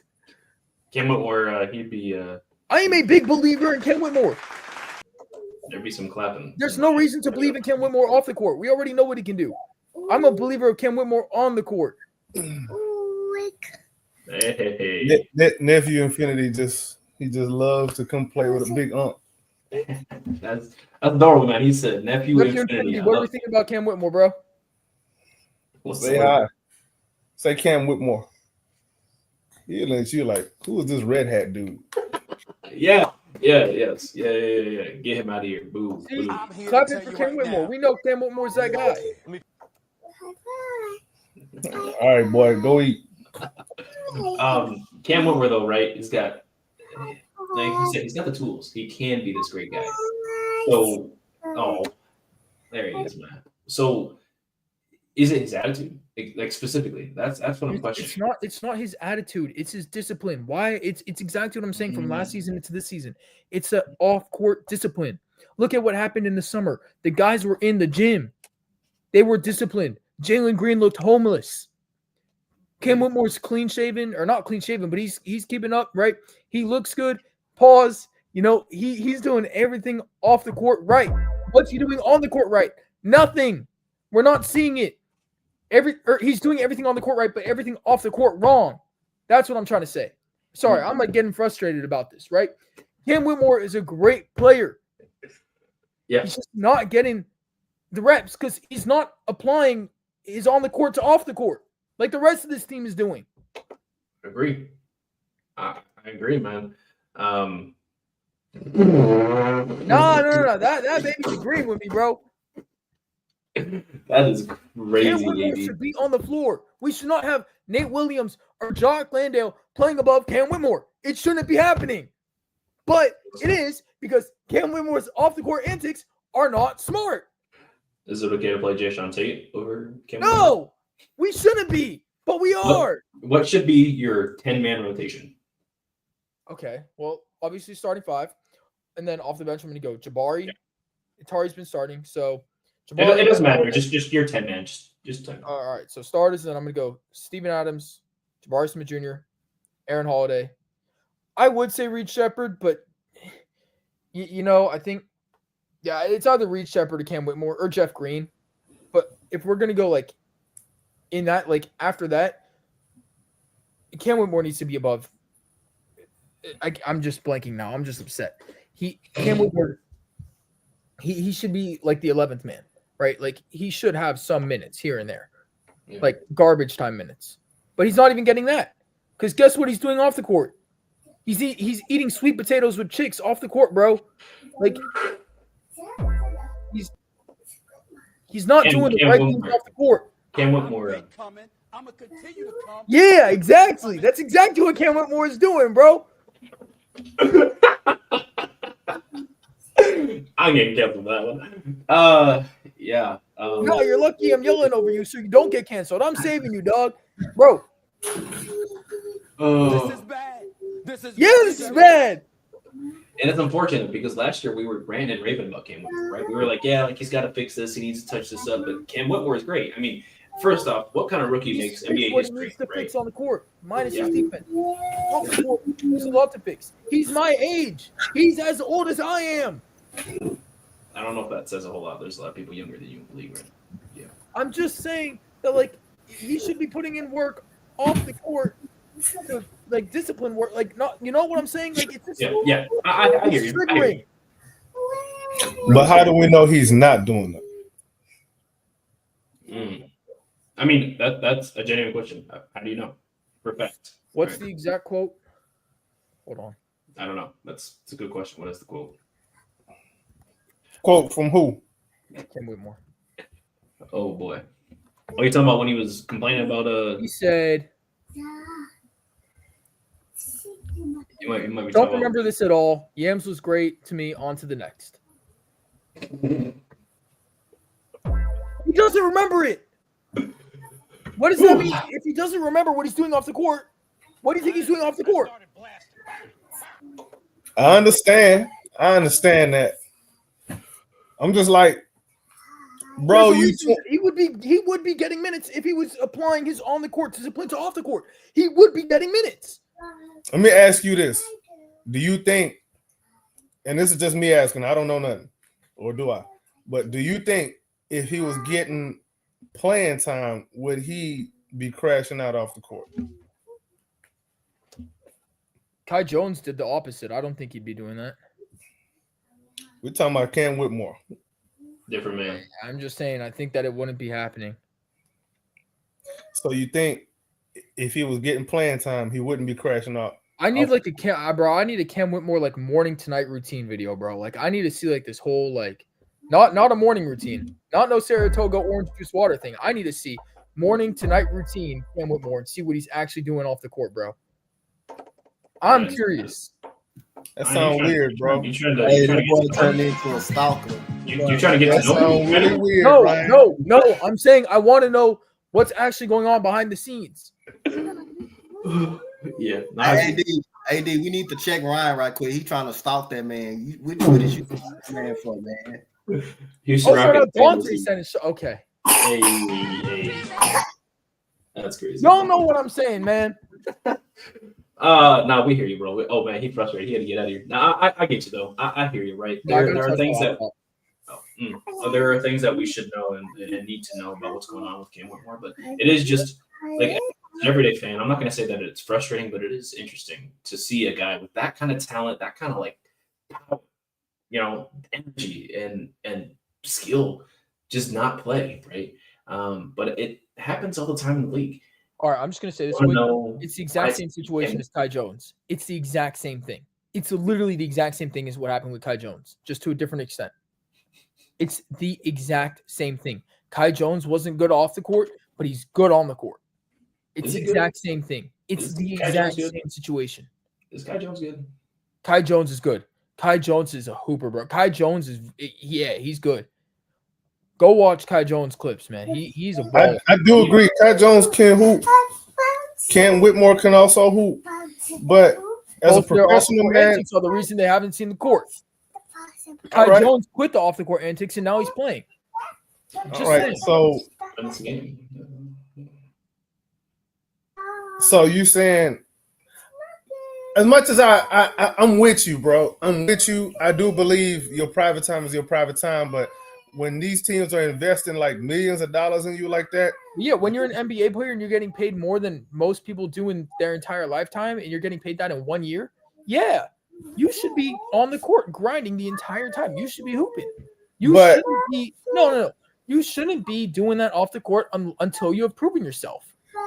But how we know he not grinding? We just seeing some of the other stuff. Don't know that, but there's got to be something to show that he's not doing it, especially with Ime Udoka's disciplined actions, right? Ime Udoka is a very disciplined coach, wants his players to be disciplined. We've seen that. There's got to be something going on that has something to do with that, which is the reason Cam Whitmore. You know what? You bring up a good point, and I think I might have to agree with you. Unfortunately, here I have to agree with you on something because I'm thinking about something now as you saying it. Jalen Green, as much as he was struggling, he wasn't disciplined. He was putting in work though on the court. Exactly. By all accounts, that man. That's exactly what I said when I was crashing out. Maybe you didn't hear it, but that's exactly what I said. Yeah, that's why I'm saying. Unfortunately, as you said what you said, I'm thinking about it. Unfortunately, I have to agree with you. So maybe Cam is not exactly following that example and following that lead. So maybe that is what it is. But I mean, what you gonna do? I mean, I've heard stuff. I'm a nobody, but I've heard stuff. But at the same time, I'm just like, man, this fool is 20. Yeah. This fool is 20. I'm not saying reward bad behavior if he's behaving bad. I'm not saying reward being lazy. Because I can also go on the court too and be like, you know what? Also, like this, why you won't play more? So like he wants to go do those things, and I understand that being a 20-year-old. Y'all were once 20-year-olds. AK for you might have been like 40 years ago, but you were a 20-year-old. Like this is a crazy comment. Like I'm a good looking 60-year-old then, boy. Damn, like, girl. No, he said it was 40 years ago. So 40 plus 20 is what? 60. So we're gonna go with that. We'll go with that. Hey man, listen. At my age, I'm gonna just go ahead and be a sugar daddy. Where your girlfriend at? I'm gonna pull an email on you. Donte, man, let's get you in this conversation. Cam Whitmore and the reason he's not playing, right? It looks like you got a lot to say too, and I'm interested in your opinion. So can you talk about why you don't think he's playing? Why he's not getting no minutes? Well, I can't confirm if it's off the court, but I could tell you another thing and beyond that, which is probably even worse that you can ever imagine. And plus going on with the combination, you know, if he is on the court, Cam Whitmore could be, if he's not hitting that 3-point shot, he could be very limited because again, you know, he try to force himself in the paint a lot, which is it don't really work too much like that. So, you know, if he's making a jump shot, he can do a lot of things. If he's not, he could be very limiting. While you got Tyrese, and you know, if he's not making a jump shot, what does he do to impact the game? He plays great defense. He rebounds well. He goes up on a break. He's starting to become a little bit better finisher, but not all the way better. You have Jabari Smith, who's working, who's playing hard. So you got Amen Thompson. You know, you got too many guys, and you got guys in the rotation that's actually playing better. But one thing I'm gonna say, Cam Whitmore's mouth is gonna get him in trouble. The moment what he said about Ime, what he said in that Dallas game when we blew them out, and he said they asked him about those minutes, and he said they weren't consistent minutes. And he's been playing. He was playing. Cal Whitmore was playing at that time because I believe that was the time that Tari Eason was out and he was getting consistent minutes. He was getting really actually consistent minutes, and he told the media that I'm consistent minutes. I'm not getting those consistent minutes. That's what got Cam Whitmore pretty much where he at. And we haven't seen Cam Whitmore played in a while after that Dallas game. The moment he ran his mouth, that's when you seen things. I think that's where the trouble will come from. You gotta learn, especially with Ime Udoka, no nonsense guy. You ain't finna just run your mouth and just run your mouth like that.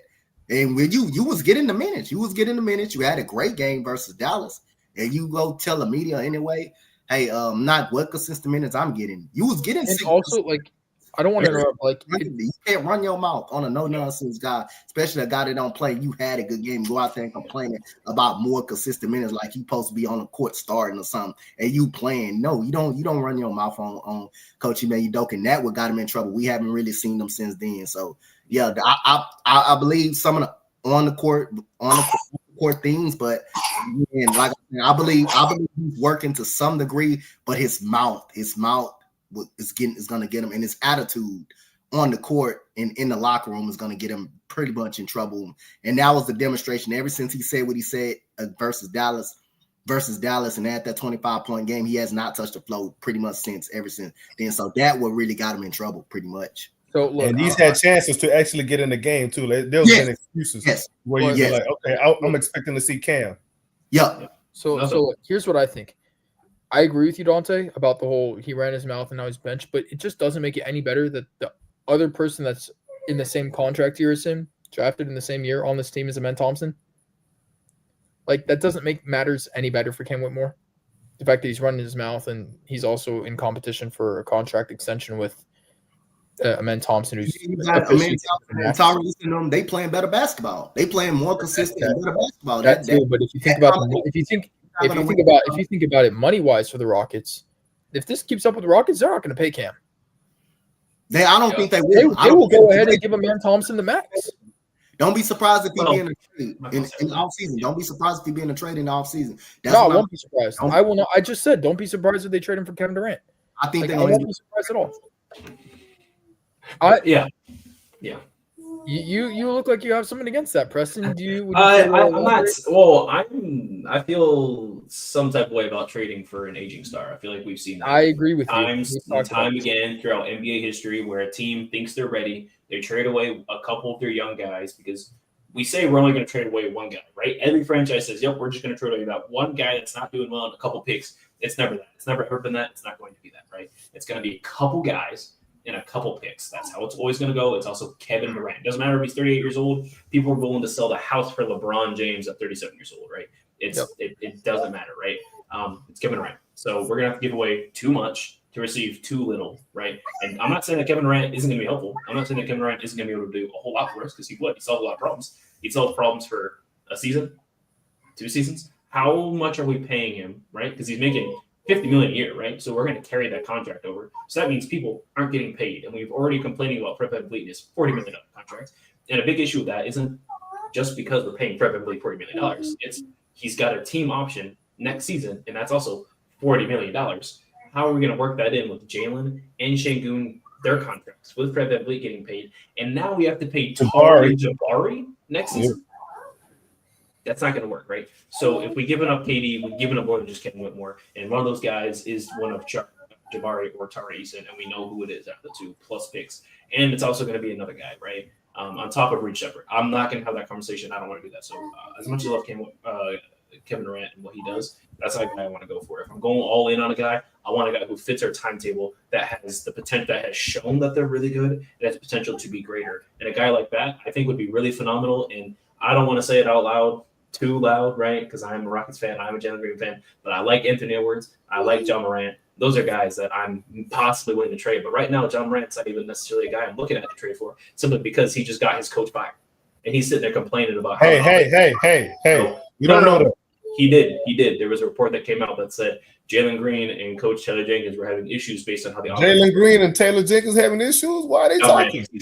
John Morant and Taylor Jenkins. I'm getting all confused over here.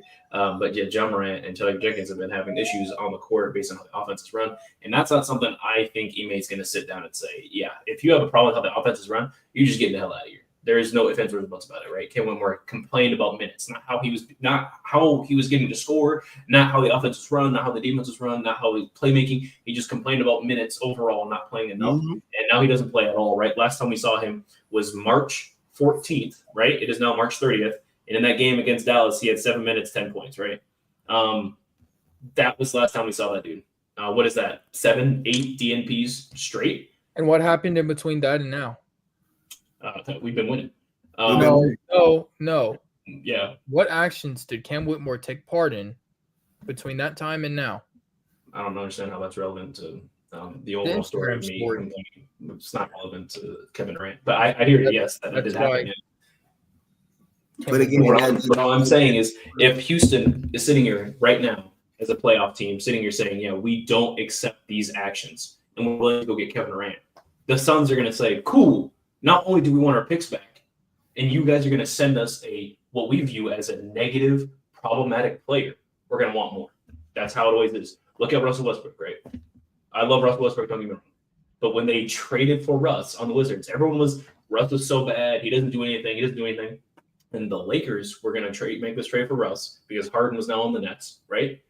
What were they saying? They were saying, oh, well, we got to give up our young guys and picks and all that stuff.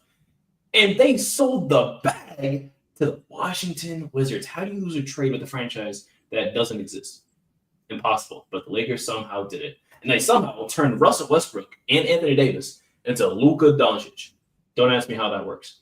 Adam Silver, you're under the dangerous game, my friend. But I will say, that out of all of this, the baby agreed with AD. I got summing all this up. No, I like Kevin Durant. I don't want Kevin Durant. It's not worth what we're going to have to go through to have Kevin Durant on the team. Now, if you asked me if I want Kevin Durant 4 years ago, that's a different conversation.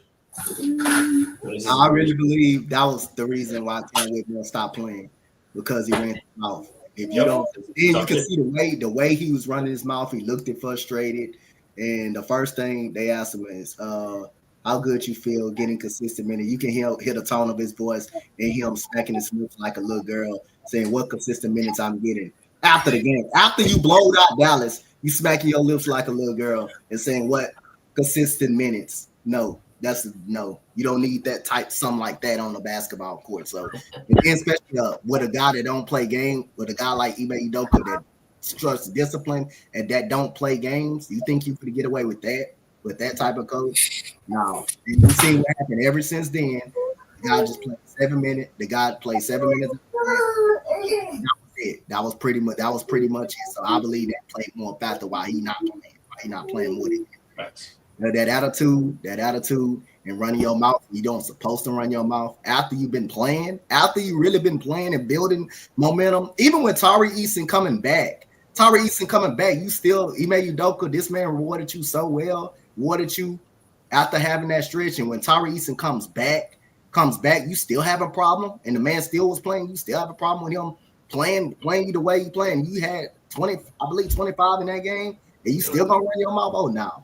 I'm gonna cut you off. I'm gonna cut you off that shit. Let me ask y'all this too, though. The last few times we've seen him on the court, what can you say? Like, did he leave a lasting impression? Like, yeah, he really does have some value that's irreplaceable, and we need him in the rotation. I give you an example.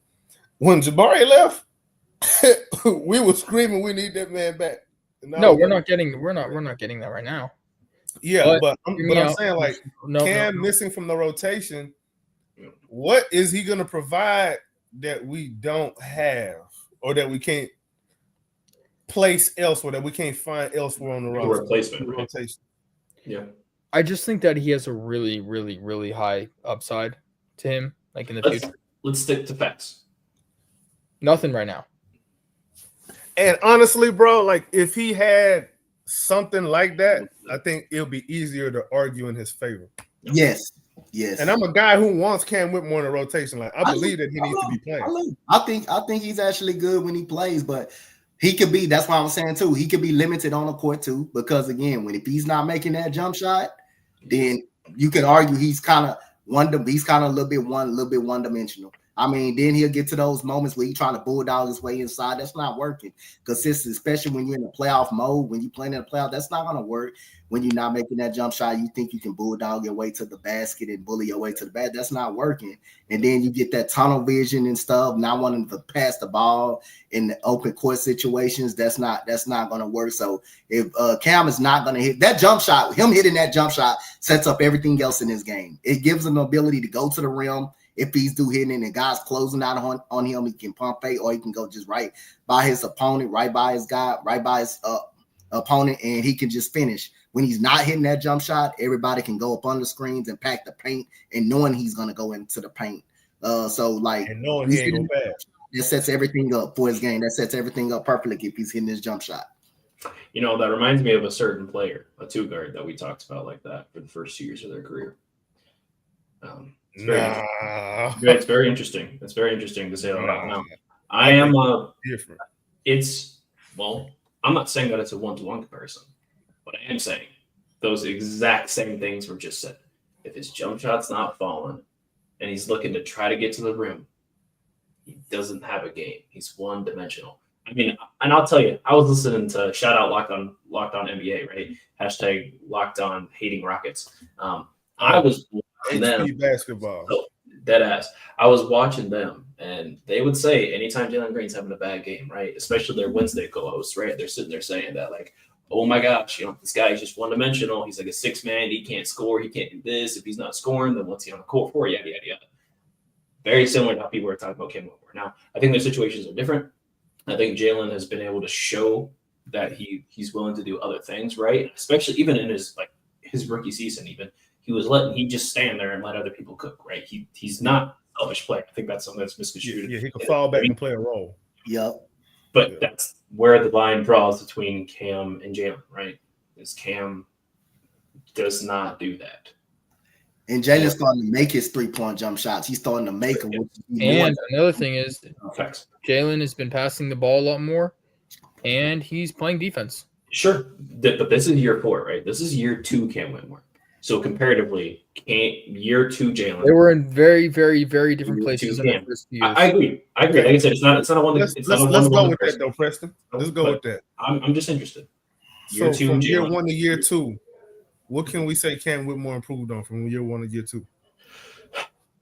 I will say, if we're just gonna keep it basketball, let's just keep it a buck. Keep it a buck. I will say that his defensive instincts, not that he played better overall defensively, but his defensive instincts appear to have been tuned up a little bit, right? In the time that he has played, when he's dialed in, specifically.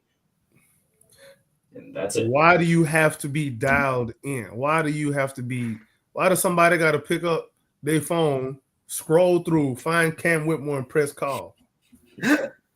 I agree. I agree. And it's an interesting issue. You can just automatic do that. You can just automatic. Right.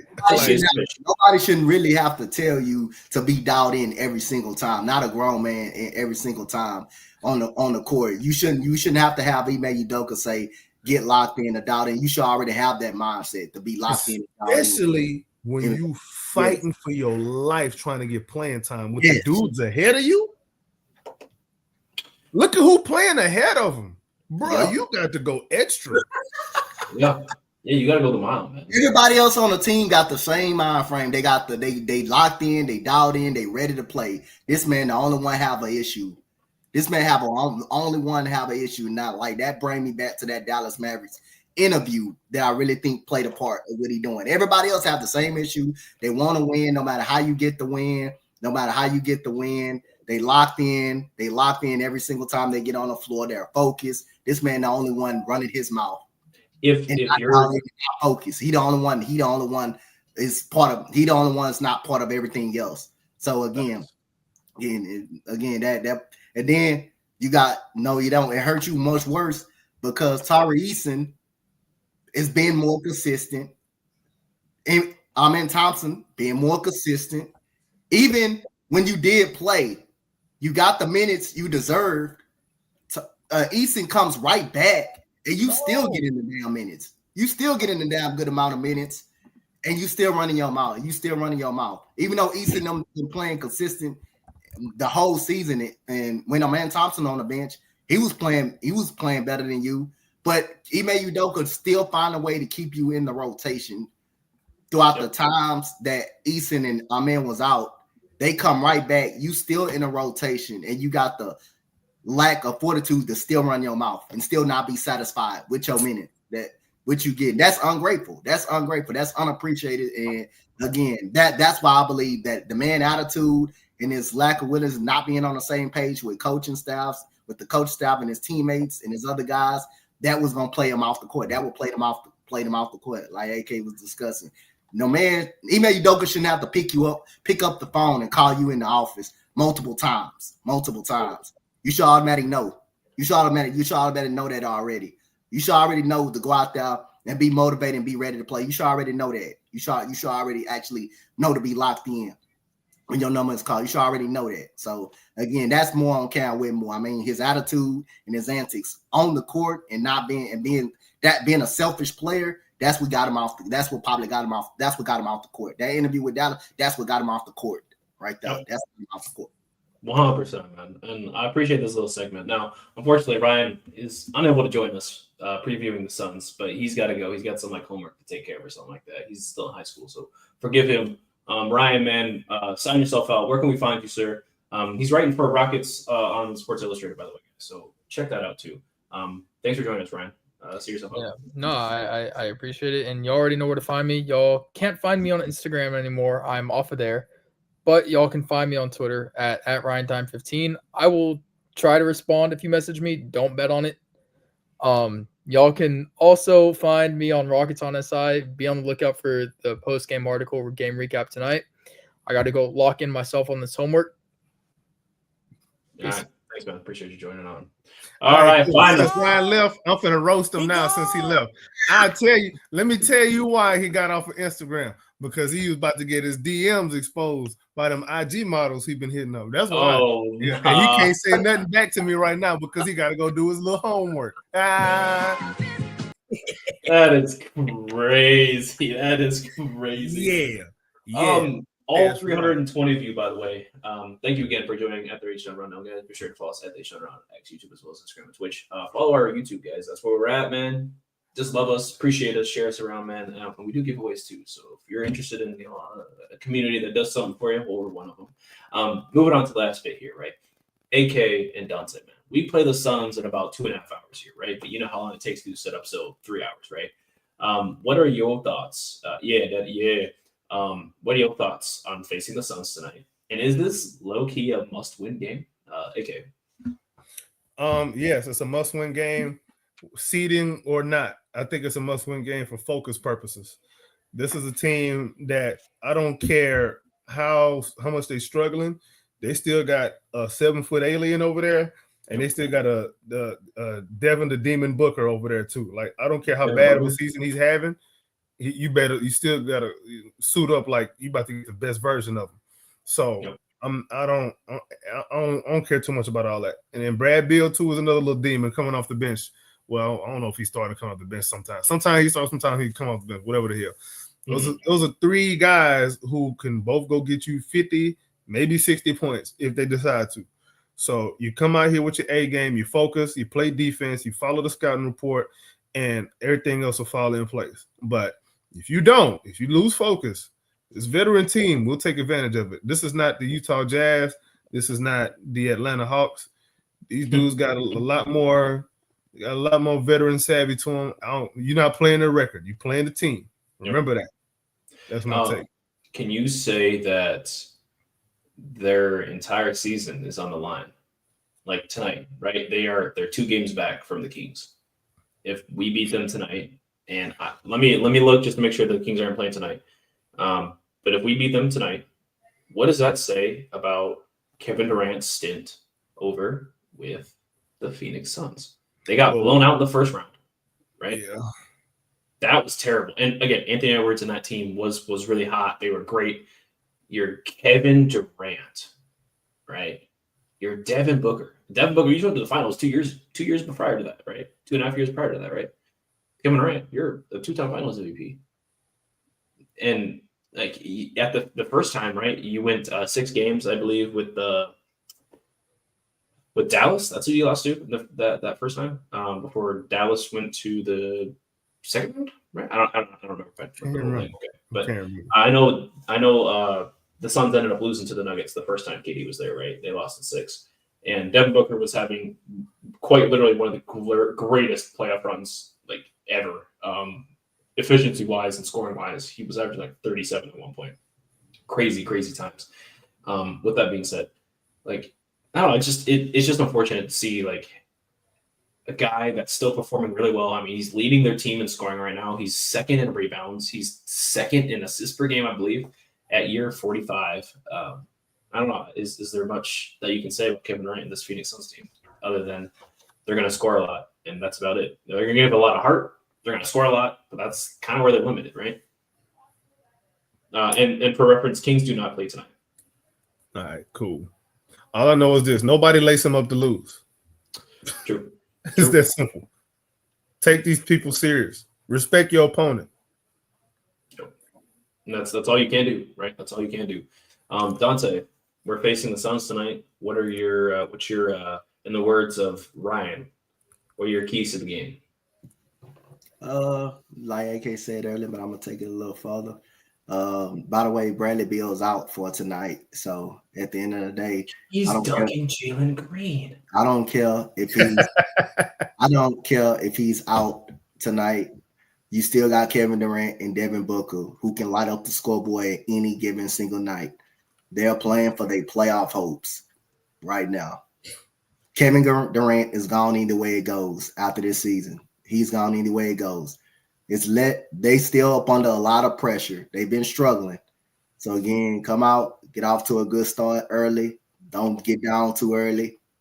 Come out, set the tone. And we know we get their draft pick, which is looking really good right now. Come out, let's take their goddamn bike. Let's take their goddamn bike and ride it down the street with it. But it's just gonna start early. It's gonna start early in the game. We can't overlook this team. Yes, they're going through a lot. They're going through a lot. It's even rumblings about Mike Budenholzer may be out for the Suns. Don't look at their coach might be out. Yep, their coach might be out. It's rumblings that he may be gone too.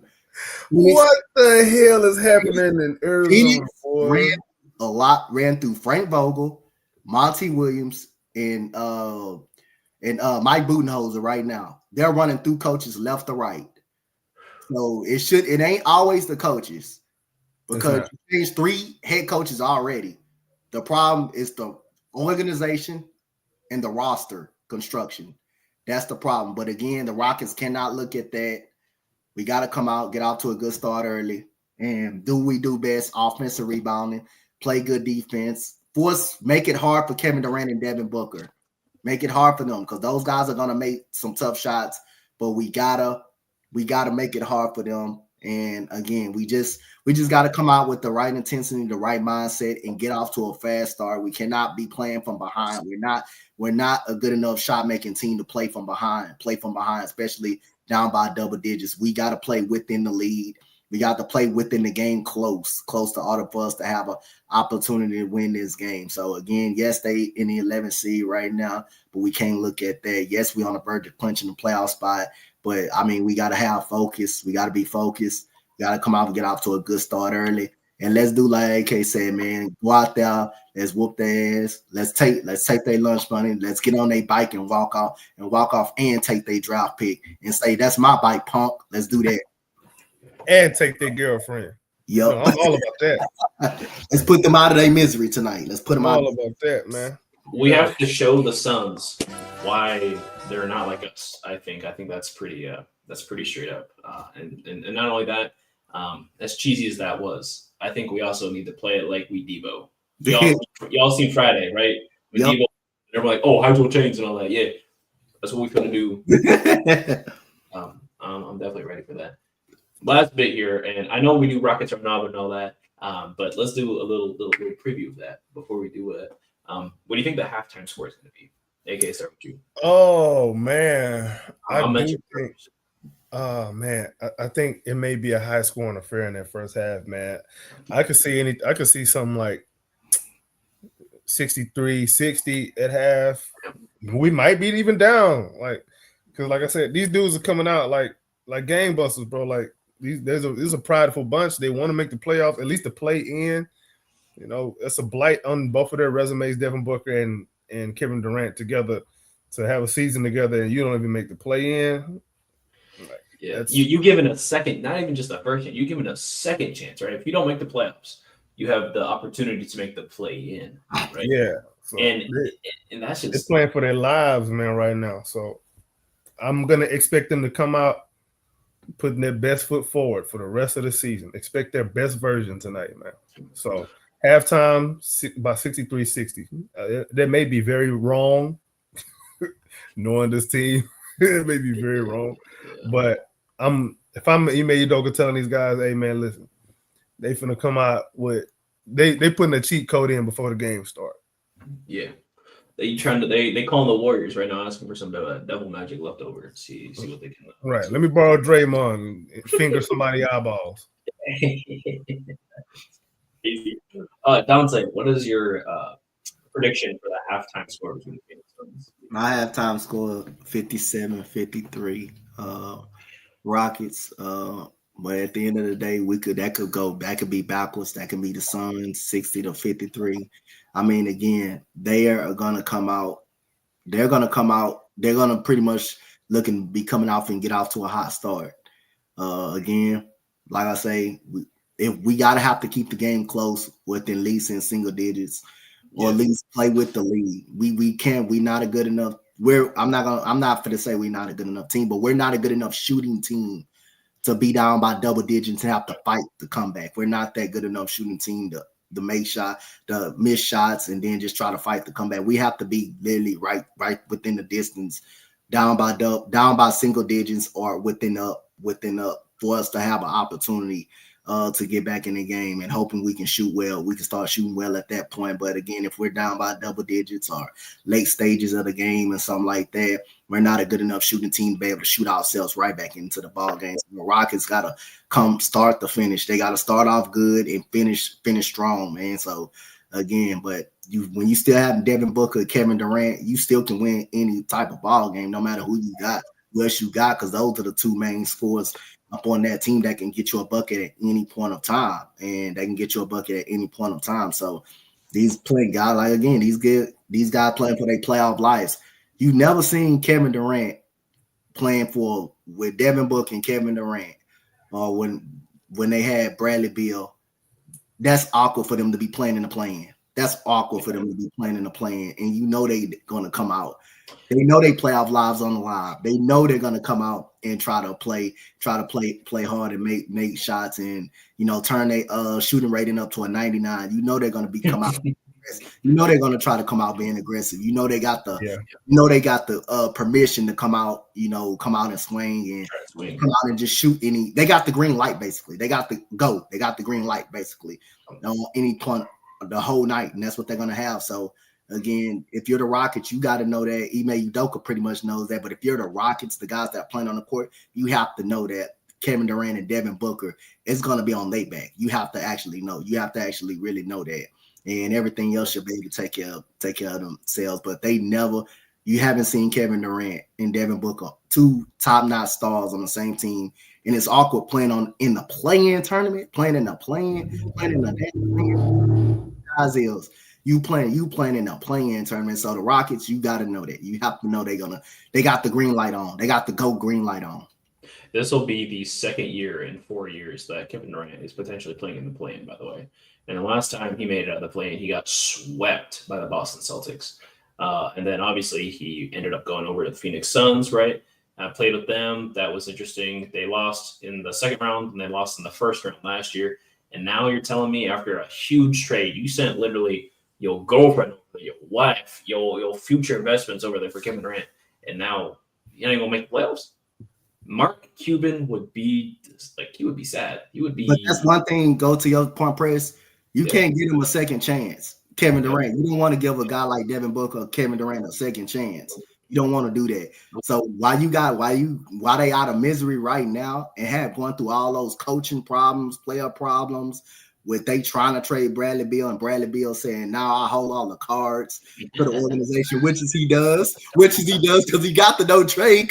You do. Bradley You Beal do. think he is, dog. You're telling me, out of all the players in the NBA, Beal is the one that's changing anything, if anything. He literally AK comes out and said it to the media that he owns all the cards. That's what type of problems they're having, really. And you want to do, if you're the Rockets, you want to stop. You want to put them out of their misery. You want to make it tougher and tougher for them not to give Kevin Durant and Devin That's Booker. a veteran team over there. You got somebody with that. I'm, Blatantly got an attitude like that out in the open, and you got the nerve to say that in the media, bro. Like He said that during the media point. I hold all the keys. I hold all the cards. So if I that don't man said it like that. want Dog, to that's you know, ultimate crash out, bro. I might be a Bradley Beal fan. I might have to go get me a jersey just because he's helping us get the number 1 pick right now. So if anything, Bradley Beal, appreciate you. You keep doing what you're doing right over there. He literally didn't want to give up the no trade cards. He literally saying, "I hold all the cards. I hold all the keys. Anyway, go," which is true. And they tried to trade him. He didn't want to get traded. He didn't want to be traded, and he didn't lift his no trade clauses. But that just tell you they having a lot of problems, man. And the organization already admitted they mistake. They already admitted they mistake on Bradley Beal. They literally tried to get him out of there without literally telling him, and he said, "I'm holding all the cards and the keys." To the media, you do that. You do that. That's crazy. You know, I'll also say something like this, right? The Phoenix Suns are the same team that when they lost to Luka Doncic in 7, they posted a letter on Instagram saying that we're sorry that we let this organization and the fans down. So I'm not surprised that this is where they're at right now. Just honestly a pitiful franchise, and I apologize for all you Suns fans, right? I appreciate Charles Barkley, but and Steve Nash. I don't. He did. Screw that fat bastard.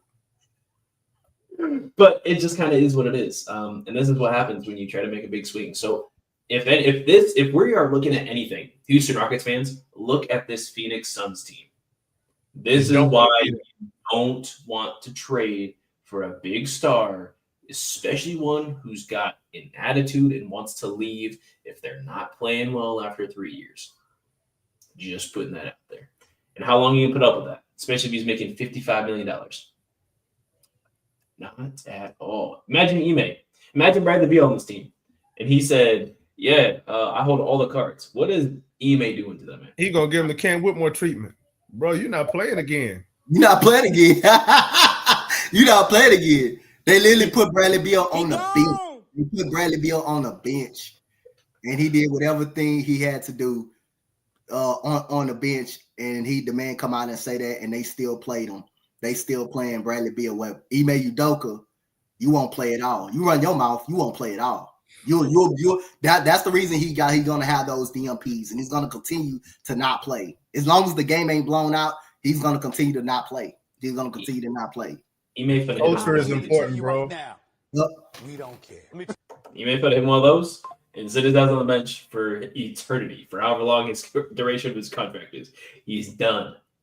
He would be done. But that's why he's now in the Houston Rockets. Anyone sitting here telling me right now that you would rather have Bradley Beal than Jalen Green, I hope you. Nah, they smoking that powder, bro. Yeah, they on that Galaxy gas. That's what that is. Yeah, they on that chalk. Chalk.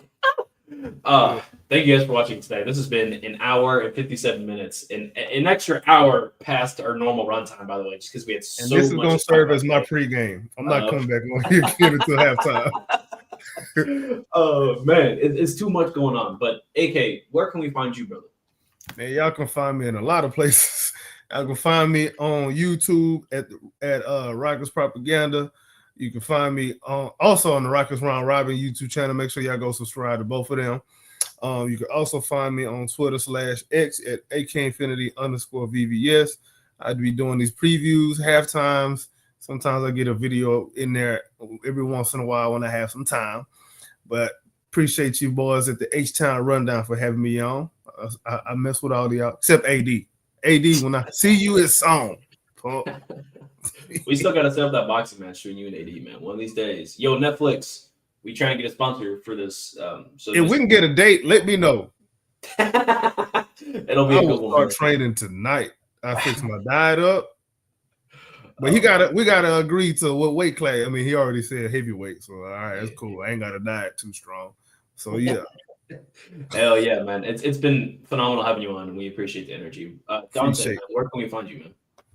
Y'all find me a lot. Y'all find me on Instagram, Coach Donte File. Find me on X, Coach Donte, that Rockets guy, Rockets Round Robin with my guys up here. Rockets H run down. Sometime I join the AD and the Texans them sometime as well. But yeah, y'all find me all over the place. And Cam Whitmore, respect your elders, sir. When you disrespect your parents, that's what happens. It's a punishment for you. And you're gonna pay for your actions, and you're paying for your actions right now. So, yo. Damn. Well, he said it there. This has been the H-Town Rundown. So follow us at the H-Town Rundown on X, formerly known as Twitter, as well as H-Town Rundown on Instagram, as well as YouTube. Subscribe to our YouTube channel, like I said, guys. We come out with a lot of stuff. And I'm not wearing the shirt right now, but we do have merch, guys. We do have merch. Get ready to start pumping more of it out. So go ahead and start checking it out. Pause. And you can follow me, DirkTVs_GAWD on X, as well as Instagram, YouTube, and Twitch. Thank you guys for watching. Thank you guys for listening. This has been the H-Town Rundown, Houston Rockets basketball podcast. Thank you.